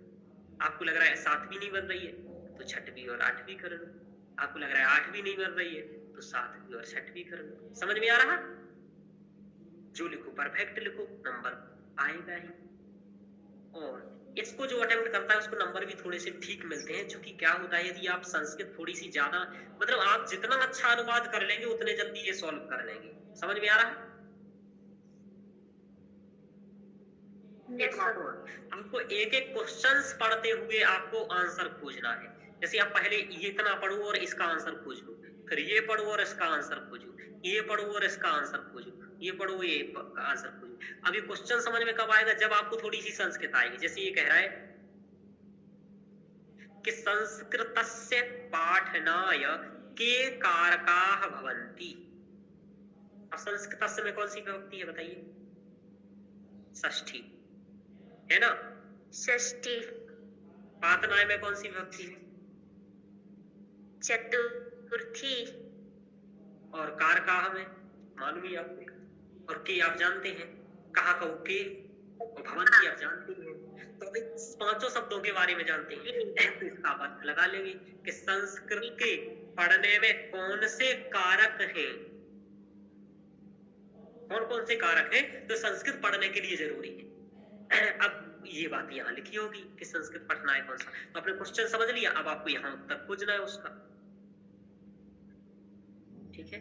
अब यहाँ आपको, आप जब ऐसा पढ़ेंगे तो आपको आराम से वो मिल जाएगा।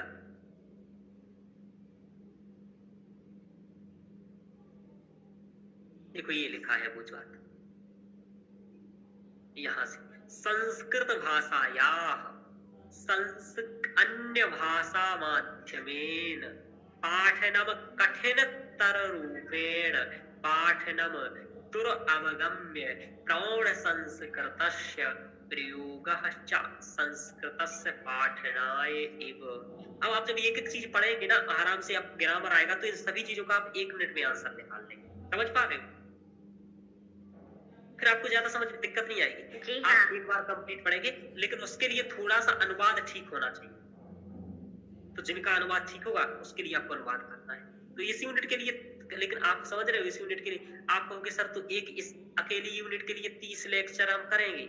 नहीं भाई, आपको संस्कृत सीखना ही पड़ेगा। मेरा ये अनुभव है अपने जीवन का कि जिन विद्यार्थियों को संस्कृत लिखना अच्छे से आया है, थोड़ा सा संस्कृत आया है, उनके संस्कृत ऑप्शनल में नंबर अच्छे आए। तो अच्छा ये है कि आप लोग जब शुरुआत ही कर रहे हैं तो कोई कमजोरी क्यों रखें अपनी तैयारी, है ना मैत्री जी? यस जी, मंजू जी, कोई कमी क्यों रखोगे? और भी देविल जी, जो भी है, शिल्पा जी, आप लोग कमी नहीं रखोगे। सर इसमें कुछ एक ये भी तो है ना सर, जिसमें संस्कृत में उत्तर वगैरह लिखने हैं। हाँ, वही मैं बता रहा हूँ कि संस्कृत में, अब ये तो हो ही गया आपका। दूसरा, अब संस्कृत में जो उत्तर आपको लिखने हैं वो आपको रटने नहीं पड़ेंगे। जब आपको संस्कृत पढ़ना लिखना हो याद आ जाएगा, फिर आपको केवल समझ लोगे और वहां अपने तरीके से संस्कृत बना लोगे। थोड़ा सा भूल भी जाओगे तो संस्कृत लिखना आ जाएगा। जैसे कहाँ फायदा करेगा? इस 5वीं यूनिट में ये संस्कृत में लिखनी है। अब इसमें क्या लिखना है? जैसे पूछ रहा है आपसे कि स्थापत्य कला के क्षेत्र में प्राचीन भारत में योगदान बताइए। अब स्थापत्य कला तो आप GS 1 में भी पढ़ोगे कि नहीं पढ़ोगे? GS 1 में भी पढ़ोगे। और यदि कुछ भूल भी रहे तो आपको स्थापत्य कला मालूम नहीं है प्राचीन भारत की? अरे भाई, हड़प्पा का नगर नियोजन आप लोग भूल गए क्या? नगरीय व्यवस्था भूल गए क्या? अन्नागार स्नानागार भूल गए? सर आता होगा, पर ये है कि अगर संस्कृत लिखनी आ रही है तो हम वो जीएस का उत्तर भी अपने संस्कृत में लिख सकते हैं, वही फायदा हो जाएगा। हाँ, मतलब कुछ आपका ऐसा मौलिक विचार आता है जो आपको वही तुरंत लगता है कि यार ये बात लिखनी है अपन को इसमें, ये अपने टीचर, अपने एक जो एग्जामिनर है, चेक करने वाला है, उसको प्रभावित कर सकती है, वो अपन को नंबर अच्छे दे सकता है। तो उसके लिए आपको ये चीज संस्कृत आना बहुत अच्छा हो जाएगा। जैसे कोई नया एग्जाम्पल्स आ गया, आप उसको कैसे लिखोगे? जैसे आश्रम व्यवस्था का वैशिष्ट पूछाएगा, ये तो आप डायरेक्ट भी लिख सकते हैं। आश्रम व्यवस्था में क्या विशेषता है ऐसी, मतलब क्या जरूरत है आश्रम व्यवस्था की, आज क्यों बनाई गई थी, प्रयोजन क्या है, वैशिष्ट क्या है, वो पूछ रहा है। तो ये तो आपने पढ़ा है।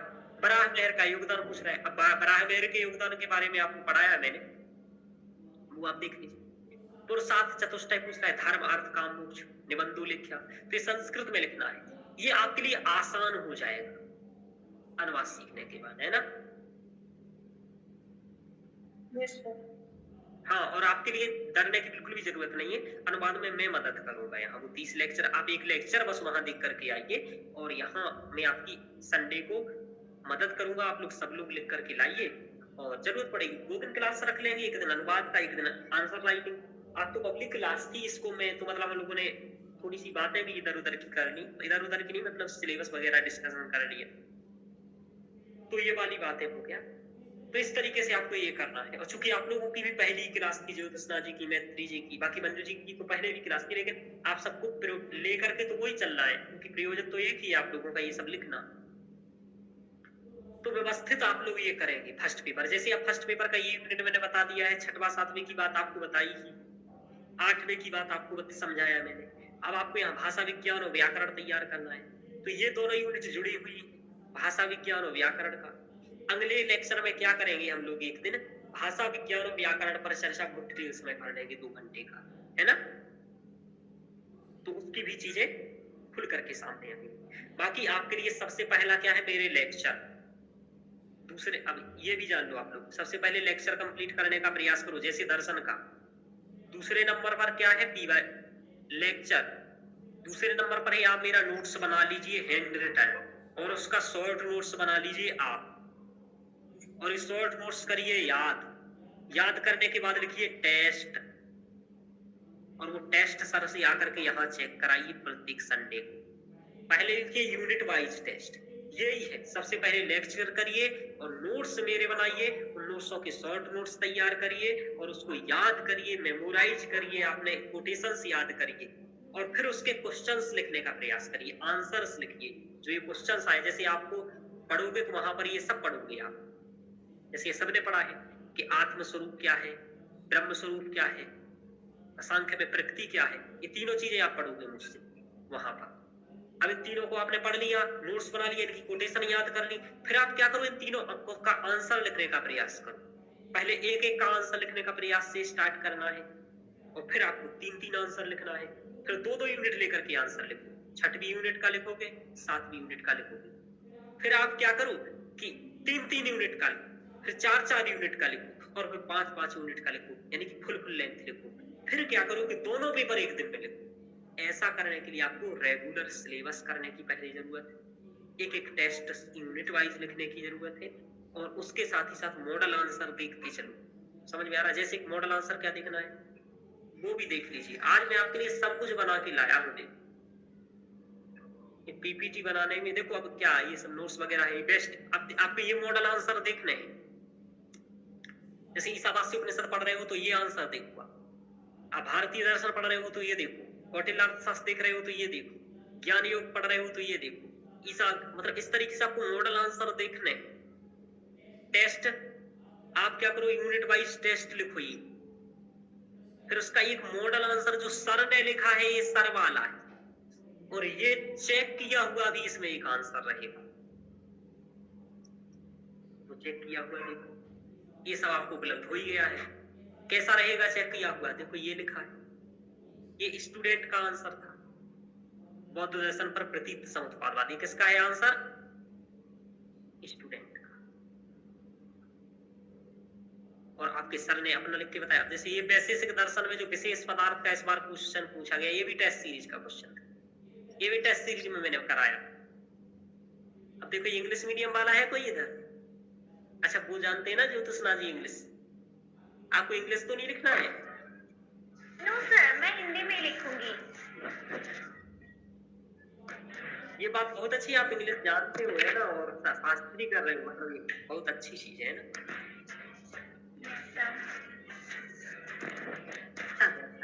मतलब होना चाहिए, संस्कृत की तो इंग्लिश जरूरी याद आता है, बहुत जरूरी है।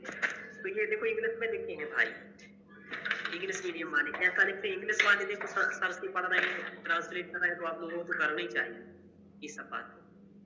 तो ये हो गया। अब आप लोग पब्लिकली अपने जो भी क्वेश्चंस पूछना चाहते हो मन के वो पूछ लीजिए, सबके उत्तर दूंगा। मुझे जो बताना था वो मैंने बताया कि सबसे पहले आपको लेक्चर करने हैं, है ना ज्योतिषा जी, समझ में आ गया ना। दूसरे नंबर पर नोट्स बनाने हैं, तीसरे नंबर पर आपको शॉर्ट नोट्स बनाने हैं। शॉर्ट नोट्स बहुत जरूरी है। सर शॉर्ट नोट्स क्यों बनाने हैं? क्योंकि आपको जो 5 दिन का गैप मिलेगा ना, उसमें आप कंप्लीट रिवीजन कर पाओ और मुख्य श्लोक आप कर पाओगे। इस बालिका, जिस बालिका का ये इंग्लिश में उत्तर है, ये इस बार मेंस लिखे, आप ये जानो, क्योंकि इनका प्री बहुत अच्छा हुआ है। देखो इन्होंने कितना अच्छा लिखा, कंट्रीब्यूशन और इम्पोर्टेंस। पढ़ लीजिए आप क्या लिखा है, पढ़ लीजिए जरूर। Explain the creation of world through atomic theory. Atomic theory propounded first to do to even able to Hindi में बताते जाइए इन लोगों को, एक एक लाइन। सर ये थर्ड वर्ड मीनिंग क्या है? Explain the creation. जी, जगत की उत्पत्ति की बात हो रही हो। ये जगत की उत्पत्ति के बारे में बता रहे हैं, एटॉमिक थ्योरी के द्वारा कैसे जगत की उत्पत्ति हुई है ये बता रहे हैं। एटॉमिक थ्योरी है जो कि फर्स्ट दिया गया था, पहले जॉन डाल्टन के पहले भी है एटॉमिक थ्योरी जो दिया गया है, मे भी हमारे शास्त्र में। जी, अब तो इन्होंने दिया, देखो इनकी अच्छी बात क्या है, इन्होंने, ये मैंने नहीं पढ़ाई, इन्होंने बालिका ने खुद दिखाई है भाई, बहुत मेहनती लड़की है, तमिलनाडु कोयम्बटूर की बालिका है, और ग्रीष्मा जी है। इस बार एंस लगी, आप लोगों के बीच आई, आपके ग्रुप में भी है ना, तो किसी को कुछ पूछना हो तो पूछ सकते हैं। अच्छे से मेहनत की है इन्होंने, देखो अच्छे से लिखा है, और ये इस बार पेपर में आया था इनका। मतलब ये बालिका यूनिट वाइज टेस्ट सब लिख चुकी हैं, लेक्चर कर चुकी हैं, शॉर्ट नोट्स बना चुकी हैं, सब कर दिया है भाई। फुल लेंथ टेस्ट छोड़ करके सब कुछ हो गया है इनका। अब फुल लेंथ टेस्ट इनको लिखाना है। अब आपको बताऊं, इनका प्रीलिम्स निकल जाएगा इस बार, जैसे नंबर है तो इनको अपन आंसर राइटिंग में, मतलब ये यहीं आएंगे, आपका लिखेंगे यहाँ पर, और फिर क्या नंबर बनता है अच्छा ही बनेगा, फिर से बैच में जोड़ा जाएगा। देखो आप लोग प्रीलिम्स निकालोगे तो और भी आपको स्पेशल गाइड करूंगा आंसर फुल लेंथ टेस्ट के, लेकिन आपको मैं उससे पहले भी गाइड ही कर रहा हूं। तो आप ये वेट मत करो कि आपका प्री हो, आप ये करो कि आप दिसंबर तक कंप्लीट फुल लेंथ कर लो। समझ पा रहे हो? जी सर। Yes sir. हाँ, और ऐसा नहीं कि मैं आप लोगों को नहीं करूंगा, मतलब वो तो मैं विशेष इसलिए करना पड़ता है क्योंकि प्रीलिम्स निकल गया तो फिर मेरी 100% जिम्मेदारी की आपको सिलेक्शन दिला दूं, संस्कृत में अच्छे नंबर दिला दूं, और मेरा तो हमेशा ही रहेगा ही आप लोगों को पर्सनल देने का टाइम। आपको सोचो, इसलिए मैं ये 2 घंटे रखा हूँ आपको एक्स्ट्रा रिकॉर्डेड के बाद, पर्सनल आप सबसे बात हो सके, आप सबके अंदर मतलब मोटिवेशन कर सको भाई ये लोग आज लोग हो जाए। तो ये आपको करना है, और एक एक क्वेश्चन आपको देखना है इस तरीके से। इन लोगों के मॉडल आंसर की यदि आपको लगे जिस दिन की कमी है सर, और 20 मॉडल आंसर डाल दीजिए, तो अपने पास कम से कम 200-300 मॉडल आंसर अच्छे अच्छे, तो अपन का कितने भी मॉडल आंसर देख सकते हैं।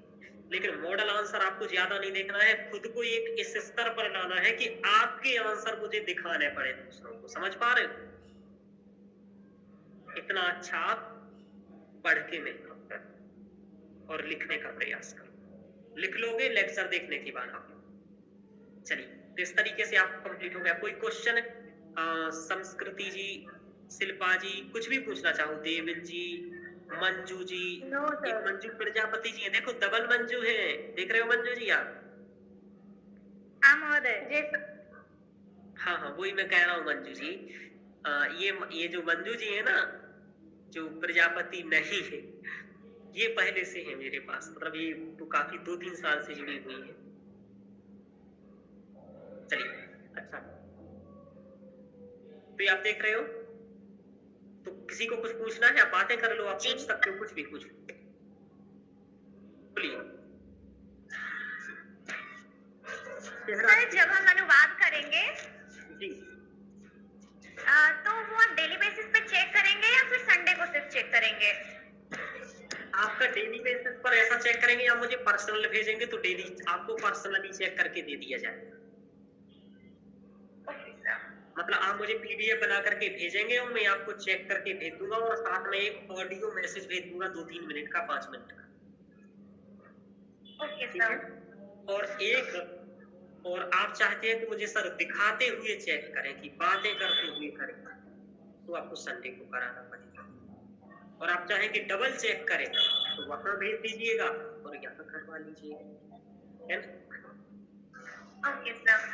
तो आप लोग कोई दिक्कत नहीं है, आप लोग 5-7 ही लोग हैं, और 5-7 लोग में भी सब लोग मेहनत नहीं करेंगे, मुझे पता है ना, मेरा इतिहास यही रहा है। तो मुश्किल से 2-3 ही लोग मेहनत करोगे आप। तो जितने लोग मेहनत करके आंसर लिख के लाएंगे, कुछ भी वर्क करके आएंगे, चेक में करोगे। तो आप लोग को दिक्कत है बस सर फर्स्ट हमें एक करके पूछ लीजिए कोई भी। हाँ, ज्योतिषना जी बता दीजिए आप क्या कह रहे हैं। सर फर्स्ट हमें दर्शन का यूनिट कंप्लीट करना है और उसी के अनुसार हम कुछ आंसर राइटिंग करके आपको भेज सकते हैं ना? जी जी, वही मैं कह रहा हूँ, आपको एक दर्शन करना है और उसका 2-3 आंसर लिखो, 4 आंसर लिखो और संडे को लिख करके लाओ। मतलब आपको 7 दिन का जो टाइम बताया, जैसे अगले संडे को मीटिंग होगी, आपको सोमवार से लेकर के शनिवार तक आपके पास है, आप इसमें 3-4 आंसर लिख के कम से कम लाओगे, समझ पा रहे हो? Okay sir. और इसमें कम से कम 4-5 लेक्चर आप कवर कर लो। जी, दो दर्शन कवर कर लो। हाँ सर आपके लेक्चर स्टार्ट करने से पहले हमें किन बातों का ध्यान रखना है? हाँ देवी जी, आपको मेरे लेक्चर स्टार्ट करने में क्या कह रहे हैं, पीवाईक्यू का ध्यान रखना है ऐसा? नहीं, आपके लेक्चर स्टार्ट करने से पहले हमें किन बातों का ध्यान रखना है, और सर प्रिपरेशन के दौरान हमें 3 मंथ में कोर्स और टेस्ट के साथ और मेंस आंसर राइटिंग के साथ कैसे पूरा सबसे पहले तो किन बातों का ध्यान रखना है? मैं आपका क्वेश्चन एक बार बोल देता हूँ कि मुझे समझ में आया, उससे अगर अलग होगा तो बता दीजिएगा। कि आप ये कहना चाह रहे हैं कि 3 मंथ में करना है, तो मैं क्या क्या बातें शुरू से ध्यान रखूं कि कंप्लीट हो जाए, है ना? जी सर। हाँ, तो सबसे पहला तो ये है कि आपको डेली लेक्चर करना है कि 3 मंथ में आप लेक्चर 110 कर पाए। इसके लिए आपको ये समझो कि 3 मंथ में 90 दिन होते हैं और लेक्चर 110। जी सर। लेक्चर छोड़ोगे तो कोई दिक्कत नहीं होगा। आगे वैलिडिटी भी मैं बढ़ा दूंगा, उसमें भी दिक्कत नहीं है, लेकिन उसका एक्स्ट्रा चार्ज ऐप के लिए लगता है, तो वो भी आप 3 महीने और भी बढ़वा पाएंगे बढ़वाने के लिए। लेकिन मतलब ऐसा कभी भी दिक्कत नहीं है आप लोगों को, जब भी वैलिडिटी बढ़वाना है कि आप मुझे सर रिवीजन करना है और मुझे 2 महीने के लिए कोर्स मिल जाए, तो बहुत ही कम, मतलब 5000 ही लगेगा दोबारा आपका 3 महीने का, है ना? तो इसकी प्रॉब्लम, आपके लेक्चर स्टार्ट करने से पहले कुछ पहले से प्रिपरेशन करना हो या फिर आगामी मतलब टाइम में कोई दिक्कत ना हो, लेक्चर करने के दौरान कोई तैयारी अलग से करनी हो, उसके लिए कुछ आप सुझाव दें? अच्छा, अब एक बार और बोलिए आप, एक बात क्या पूछ रहा था, जैसे लेक्चर करते समय क्या? सर वो पूछ रहे हैं कि लेक्चर आपका स्टार्ट करने से पहले किन किन बातों का ध्यान रखना है। हाँ, कोई एक दिक्कत आप ना आए ये काम कर सकते हैं, जैसे कि मेरे नोट्स डाउनलोड नहीं होंगे आप लोगों के, ये मान लो।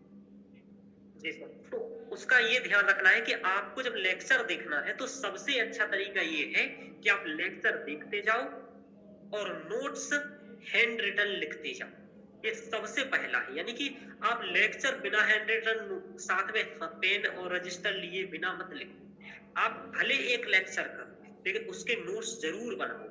और जैसे आपने दर्शन कर लिया, दर्शन का मेरा नोट्स 250 पेज का है, और इस 200 पेज का आपको 15 से 20 पेज में शॉर्ट नोट्स बना लेना, प्रत्येक दर्शन का 2 पेज का नोट्स बनाने का। अब आप कहोगे सर 2 पेज का कैसे नोट्स बनाना है? तो जो मैंने जब पहला दर्शन आपको पढ़ाया है उसको 25 पेज में पढ़ाया है, चारवाक दर्शन, और उसका लास्ट में मैंने 2 पेज शॉर्ट नोट्स बना के खुद दिया है। तो उससे आपको पता चल जाएगा कि शॉर्ट नोट्स कैसे बनाना, क्योंकि मैंने खुद ही बना के दिया आपको एक दर्शन का, जैन का भी दिया है। तो जैसे मैंने चारवाक और जैन का आपको दिया है शॉर्ट नोट्स, अभी जाकर के आप लोग देख लीजिएगा जो बैच ज्वाइन किए हैं वो लोग नोट्स में सबसे लास्ट में चारवाक दर्शन में 2 पेज लगे होंगे जिसमें शॉर्ट नोट्स होगा, तो वो देखिएगा।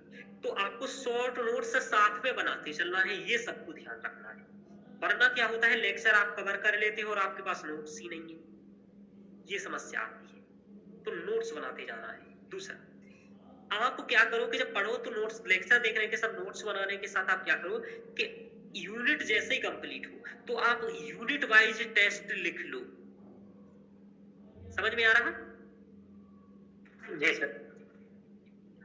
जैसे कि और आप 10 साल का देख लो कि इस यूनिट से क्या है। जैसे दर्शन आपके सर ने पढ़ाया, जैसे आपके सर ने दर्शन पढ़ाया, अब आपने दर्शन पढ़ा, अब आप क्या करोगे कि जैसे मैंने इसमें 1 ईयर का पेपर आपको यहाँ लाया है पीडीएफ में, चूंकि पीपीटी में मैं 10 साल का पेपर नहीं ला सकता हूँ, इसमें समस्या है, वो तो मैं आपको दे ही सकता हूँ। तो आप क्या करोगे, जैसे ये दर्शन है तो आप दर्शन का यूनिट का अपने से खुद से वो देखो कि ऐसा तो नहीं सर को जो कुछ टॉपिक सरल आते हो सर ने वो पढ़ा दिए हो और कुछ टॉपिक छोड़ दिए हो, तो आप खुद से सर पर अविश्वास करते हुए चेक करो कि जो सर ने पढ़ाया है उस दर्शन पढ़ने के बाद इस यूनिटों के लगभग क्वेश्चन आप पर बन रहे हैं।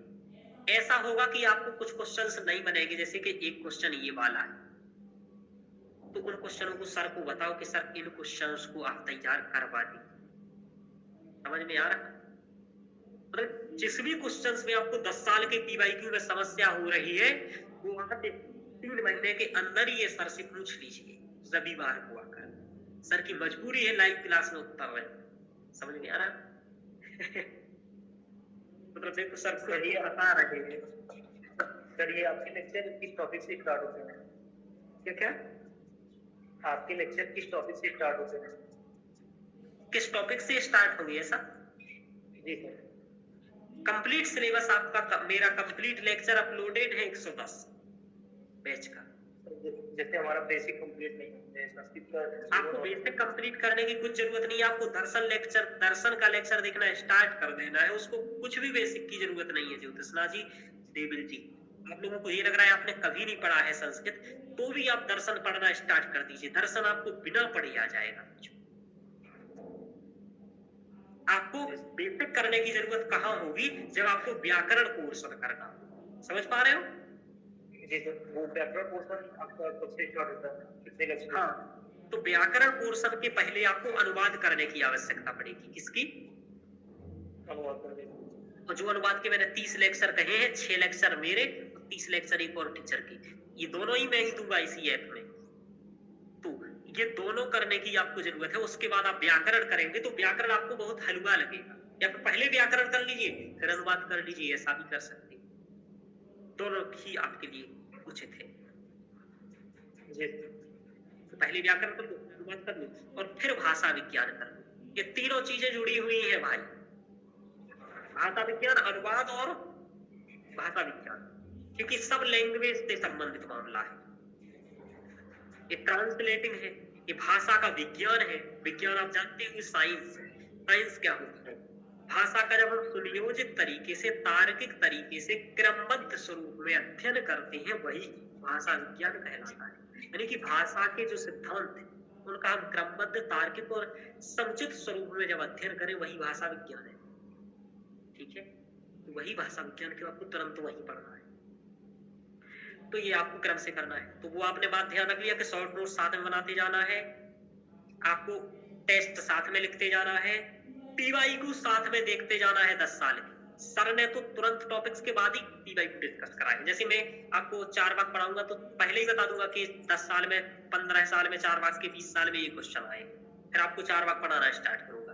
बौद्ध के पहले क्वेश्चन बताऊंगा, फिर ही पढ़ाना स्टार्ट करूंगा। ऐसे ही पढ़ाया मंजू जी? जी सर। हाँ, ये लोग तो ऐसे पढ़े हुए हैं। मतलब और भी इसमें शिल्पा जी हैं और कुछ कुछ लेक्चर तो और भी लोगों ने जिसने देख लिया, मैत्री जी ने भी शायद एक आध लेक्चर देख लिया है। Yes sir. हाँ, तो मैं शुरुआत में बताऊंगा ये सब कुछ, आप नोट्स में स्वयं ही जाकर के देख लीजिए, शुरुआत में ये बात बताता हूँ। तो PYQ भी देखना है, PYQ तो इंग्लिश।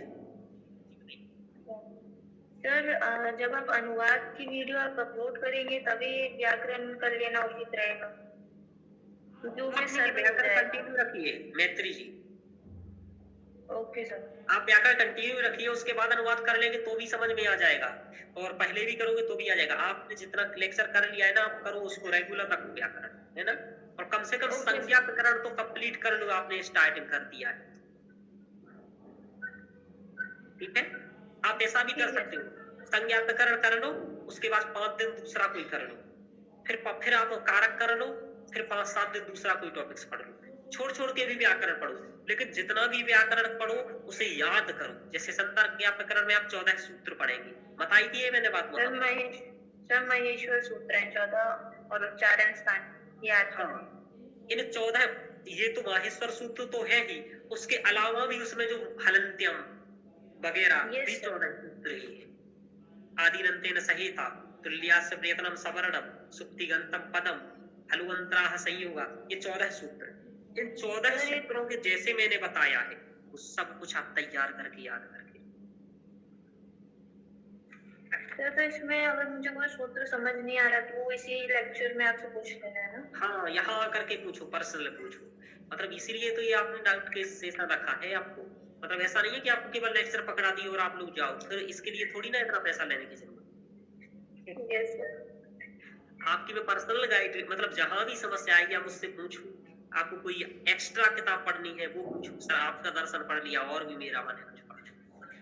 व्याकरण के लिए कोई समस्या आती, कोई भी समस्या कहीं भी आती है आप मुझसे पूछो, मैं क्यों इसलिए पूछता। मतलब संस्कृत ऑप्शनल का यही तो अच्छा है, कम से कम मेरे पास आपको पर्सनल गाइडेंस है। Yes sir. मतलब ऐसा करते हो कि आप जब चाहो तब कॉल करके भी पूछ सकते हो, बस पूछ करके कॉल कर लेना, क्योंकि आजकल बहुत काम भी आ गए। Okay sir. मैसेज करूँ मैं 5-10 मिनट में, आधे घंटे में रिप्लाई कर देता हूँ। मतलब ऐसा नहीं कि आपका मैसेज देख करके मैं रिप्लाई नहीं करूँ, जिनसे पैसा ले चुका हूँ उनका तो जरूर कर देता। तो कुछ ये क्वेश्चन किसी को पूछना है तो मंजू जी, जीएस करना स्टार्ट चल रहा है ना आपका? जी सर। हाँ, तो जीएस चलने देना है ना। और हाँ सर, जीएस तो मैं आपको चल रहा है। मेरे पास भी पैसा आ रहा है, आ गया है, तो मैं सोच रहा हूँ मैं भी यूपीएससी में फिर से आ जाऊँ। छोड़ छाड़ के मन नहीं लगता यूपीएससी की, मेरा प्रेम मोहब्बत है मुझे मैं भी आ रहा हूँ, मतलब फिर से करना स्टार्ट करता हूँ। अभी 2-3-5-6 महीने से बंद कर रखा है मैंने।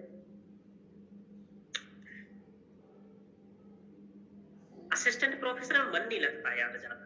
कारण क्या होता है कि वो सब स्वर्ग का जिसने सपना देख लिया हो और उससे तुम कहो कि नरक में रह लो राजा बन के, चलिए तो फिर वो बनेगा नहीं बात। चलिए और बताइए, कुछ पूछना है ज्योत्सना जी? नो सर, अभी तो कोई क्वेश्चन नहीं है। हाँ, मतलब हृदय की सभी ग्रंथियों से हो गई, कोई बात नहीं। और मैत्री जी, समीक्षा जी, और भी है एक भाई, इनका लैंग्वेज तो मुझे समझ में नहीं आ रहा है कौन सी है। आपको भी कुछ पूछना हो तो पूछ सकते हैं। नाम किसमें लिखा है? आप तो खतरनाक नाम लिखे हैं भाई, जो भी है भाई बहन जो भी है, कुछ पूछना हो तो पूछ सकते हैं। और कौन है? ज्योत्सना जी, मंजू जी, अच्छा मंजू जी, प्रजापति जी, कुछ पूछना है आपको? आप क्या कर रही हैं? आप यूपीएससी कर रहे हैं क्या? मेरे एमए फर्स्ट ईयर चल रही है। अच्छा, तो आप क्या कर रहे हैं? नेट जीआरएफ कर रहे हैं क्या? ना, अभी तो आपके लेक्चर ही सुन रहे हैं। किस चीज का?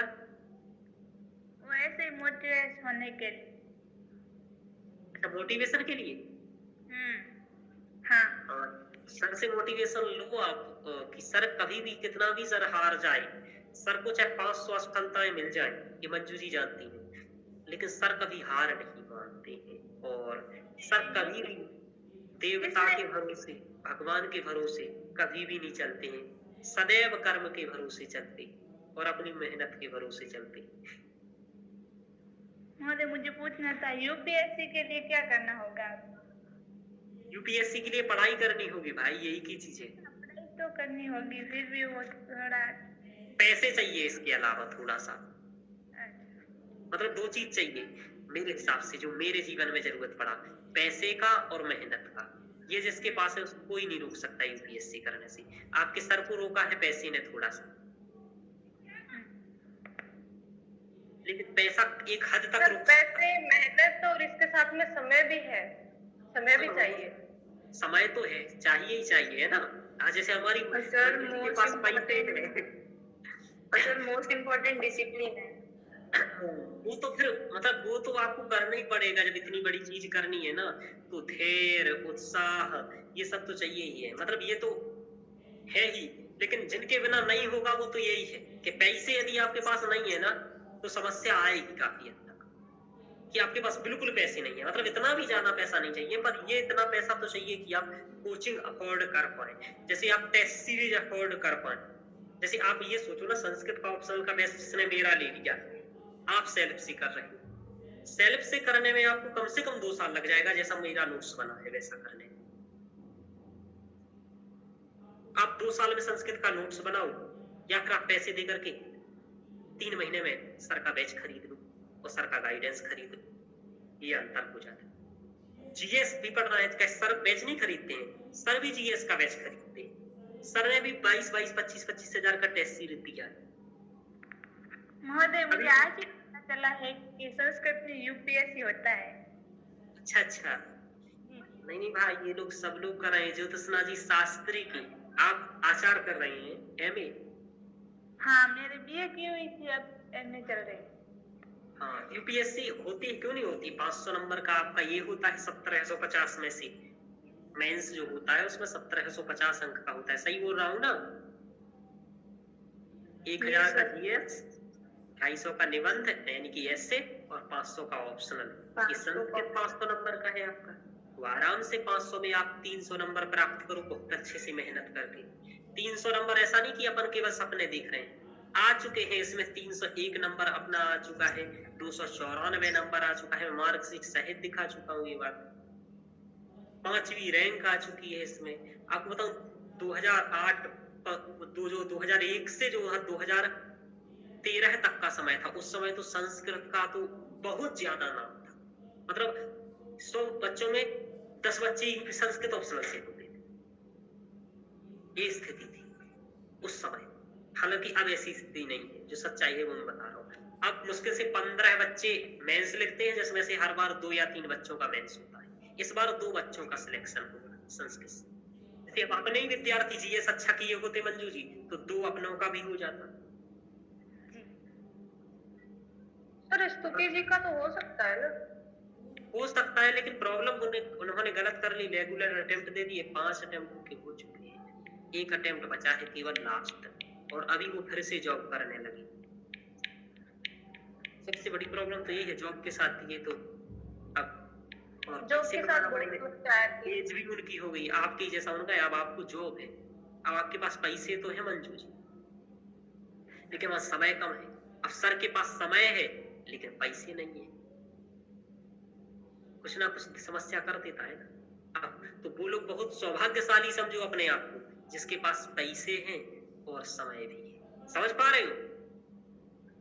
और यदि आप लोग धैर्य और मेहनत और कर्म ये सब नहीं कर पाए, फिर तो आप लोग मूर्ख।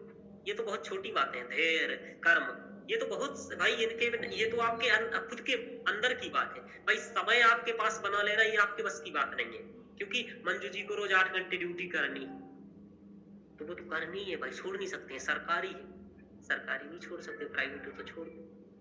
ये वाली बात आ जाती है ना आप लोगों को। चलिए, तो ये ध्यान रखना है आप लोगों को। तो पैसे और समय जिसके पास है वो कुछ भी कर सकता है इस संसार में, और पैसे नहीं है तो पैसे कमाने का। अच्छा, मैं चाय पीना भूल गया था भाई, आधा चाय रखी है, अभी फिर से पीना पड़ेगी। चलिए, तो और बताइए क्या पूछ रहे हैं। तो मंजू जी कर सकते हैं आप, प्रजापति जी जो भी करना चाहे। मैं नहीं कहूंगा यूपीएससी करिए, आपका अपना डिसीजन होना चाहिए, है ना। यहाँ पर जितने लोग आए हैं तो अपने डिसीजन से आए हैं, बस अब उनके डिसीजन में मैं आग में तेल का काम करूंगा मैं। इसके अंदर आग पहले से है यूपीएससी करने का का, काम तेल हम डाल नहीं करके आप तेल का काम करेंगे। जी जी, मतलब आपको खुद जलानी पड़ेगी, है ना ज्योतिषना जी, मैत्री जी, संस्कृति जी, न केवल तेल डालेंगे उसमें कि भाई और अच्छे से जले यार, मतलब नींद ना आए, कि नींद ना आने की थोड़ी सी तो वजह थी, तो कुछ लगाना है। चलिए कुछ आगे चलिए, और पूछिए, किसी को कुछ पूछना है तो। मंजू जी करता है मेहनत, है ना, फिर मिलेंगे अपन को 7 दिन बाद, तो मिलना ही है। जी सर। हाँ महोदय। और कुछ पूछना है संस्कृति जी, मंजू जी, और भी है ये कोई भाई, उनको भी कुछ पूछना हो, क्योंकि क्लास फिर हम लोग रखेंगे, इसके बाद बंद करेंगे, काफी कुछ हो चुका है। और अगली बार आप लोग आंसर लिख के लाइएगा, जितने लोग हैं ना, मैत्री जी 3-4 आंसर लिख के ला रहा है, Jyotsna ji, Manju ji. Okay sir. Okay sir. हाँ, कम से कम 3-3, 4-4 आंसर लिख के सब लोग लाइएगा अपना दर्शन, और सबका चेक किया जाएगा यहाँ, है ना। और फिर हम लोग उन्हीं आंसर्स पर केवल चर्चा करेंगे, ये सब सिलेबस वगैरह पर बहुत चर्चा नहीं होगी आपकी, वो तो जब आपको जहाँ जरूरत पड़ेगी वहाँ मुझे बता दीजिएगा, तो वहाँ कर लेंगे। लेकिन अपन आंसर PYQ के ऊपर चर्चा करेंगे। अपन का जो 2 घंटे का क्लास होगा वो सिर्फ इसलिए है कि टेस्ट आंसर लिख के आओ, अपन उस आंसर पर यहाँ चर्चा करेंगे, कुछ और नए एग्जाम्पल सोचे, कुछ नए पॉइंट सोचे, कुछ आप लोग सोचो, कुछ मैं भी सोचूं, यानी कि आपका बौद्धिक विकास होगा इस क्लास में, है ना। एक्स्ट्रा कंटेंट इंप्रूवमेंट, आपको बोलते बनना चाहिए, इंटरव्यू की बात रखना है, और बोल पानी रहे, डर रहे हो सर से। अब सर से क्यों डर रहे हो भाई, सर तो आपकी एज के, और सर तो गाना भी सुनाते हो, वो भी हनी सिंह के। चलिए, डरने की बात क्या है बताइए, तो डरना नहीं, अपनी बात को रखने का अभ्यास करना है इसी क्लास के दौरान, है ना ज्योतिषना जी, मैत्री जी। जैसे मेरी मंजू जी नहीं डरती, क्योंकि ये सर के जैसा काम करती है, टीचर का वाला जो काम करेगा वो डरेगा नहीं, तो आप लोग भी मत डरिएगा, आप लोग भी जो भी बात रखना है रखने का प्रयास किया करिए। अगली बार से आप लोग पढ़ के आएंगे ना, तो अपनी बात अच्छे से रखें। उतना है, फिर से एक बार पूछ रहा हूँ, नहीं तो आप यही रखेंगे क्लास। चलिए, तो ठीक है, हम लोग चलते हैं। आप सभी को शुभ रात्रि, है ना। ओके सर, शुभ शुभ रात्रि रात्रि सर। Good night. शुभ रात्रि सर। नमो नमः पुनर्मिलामः।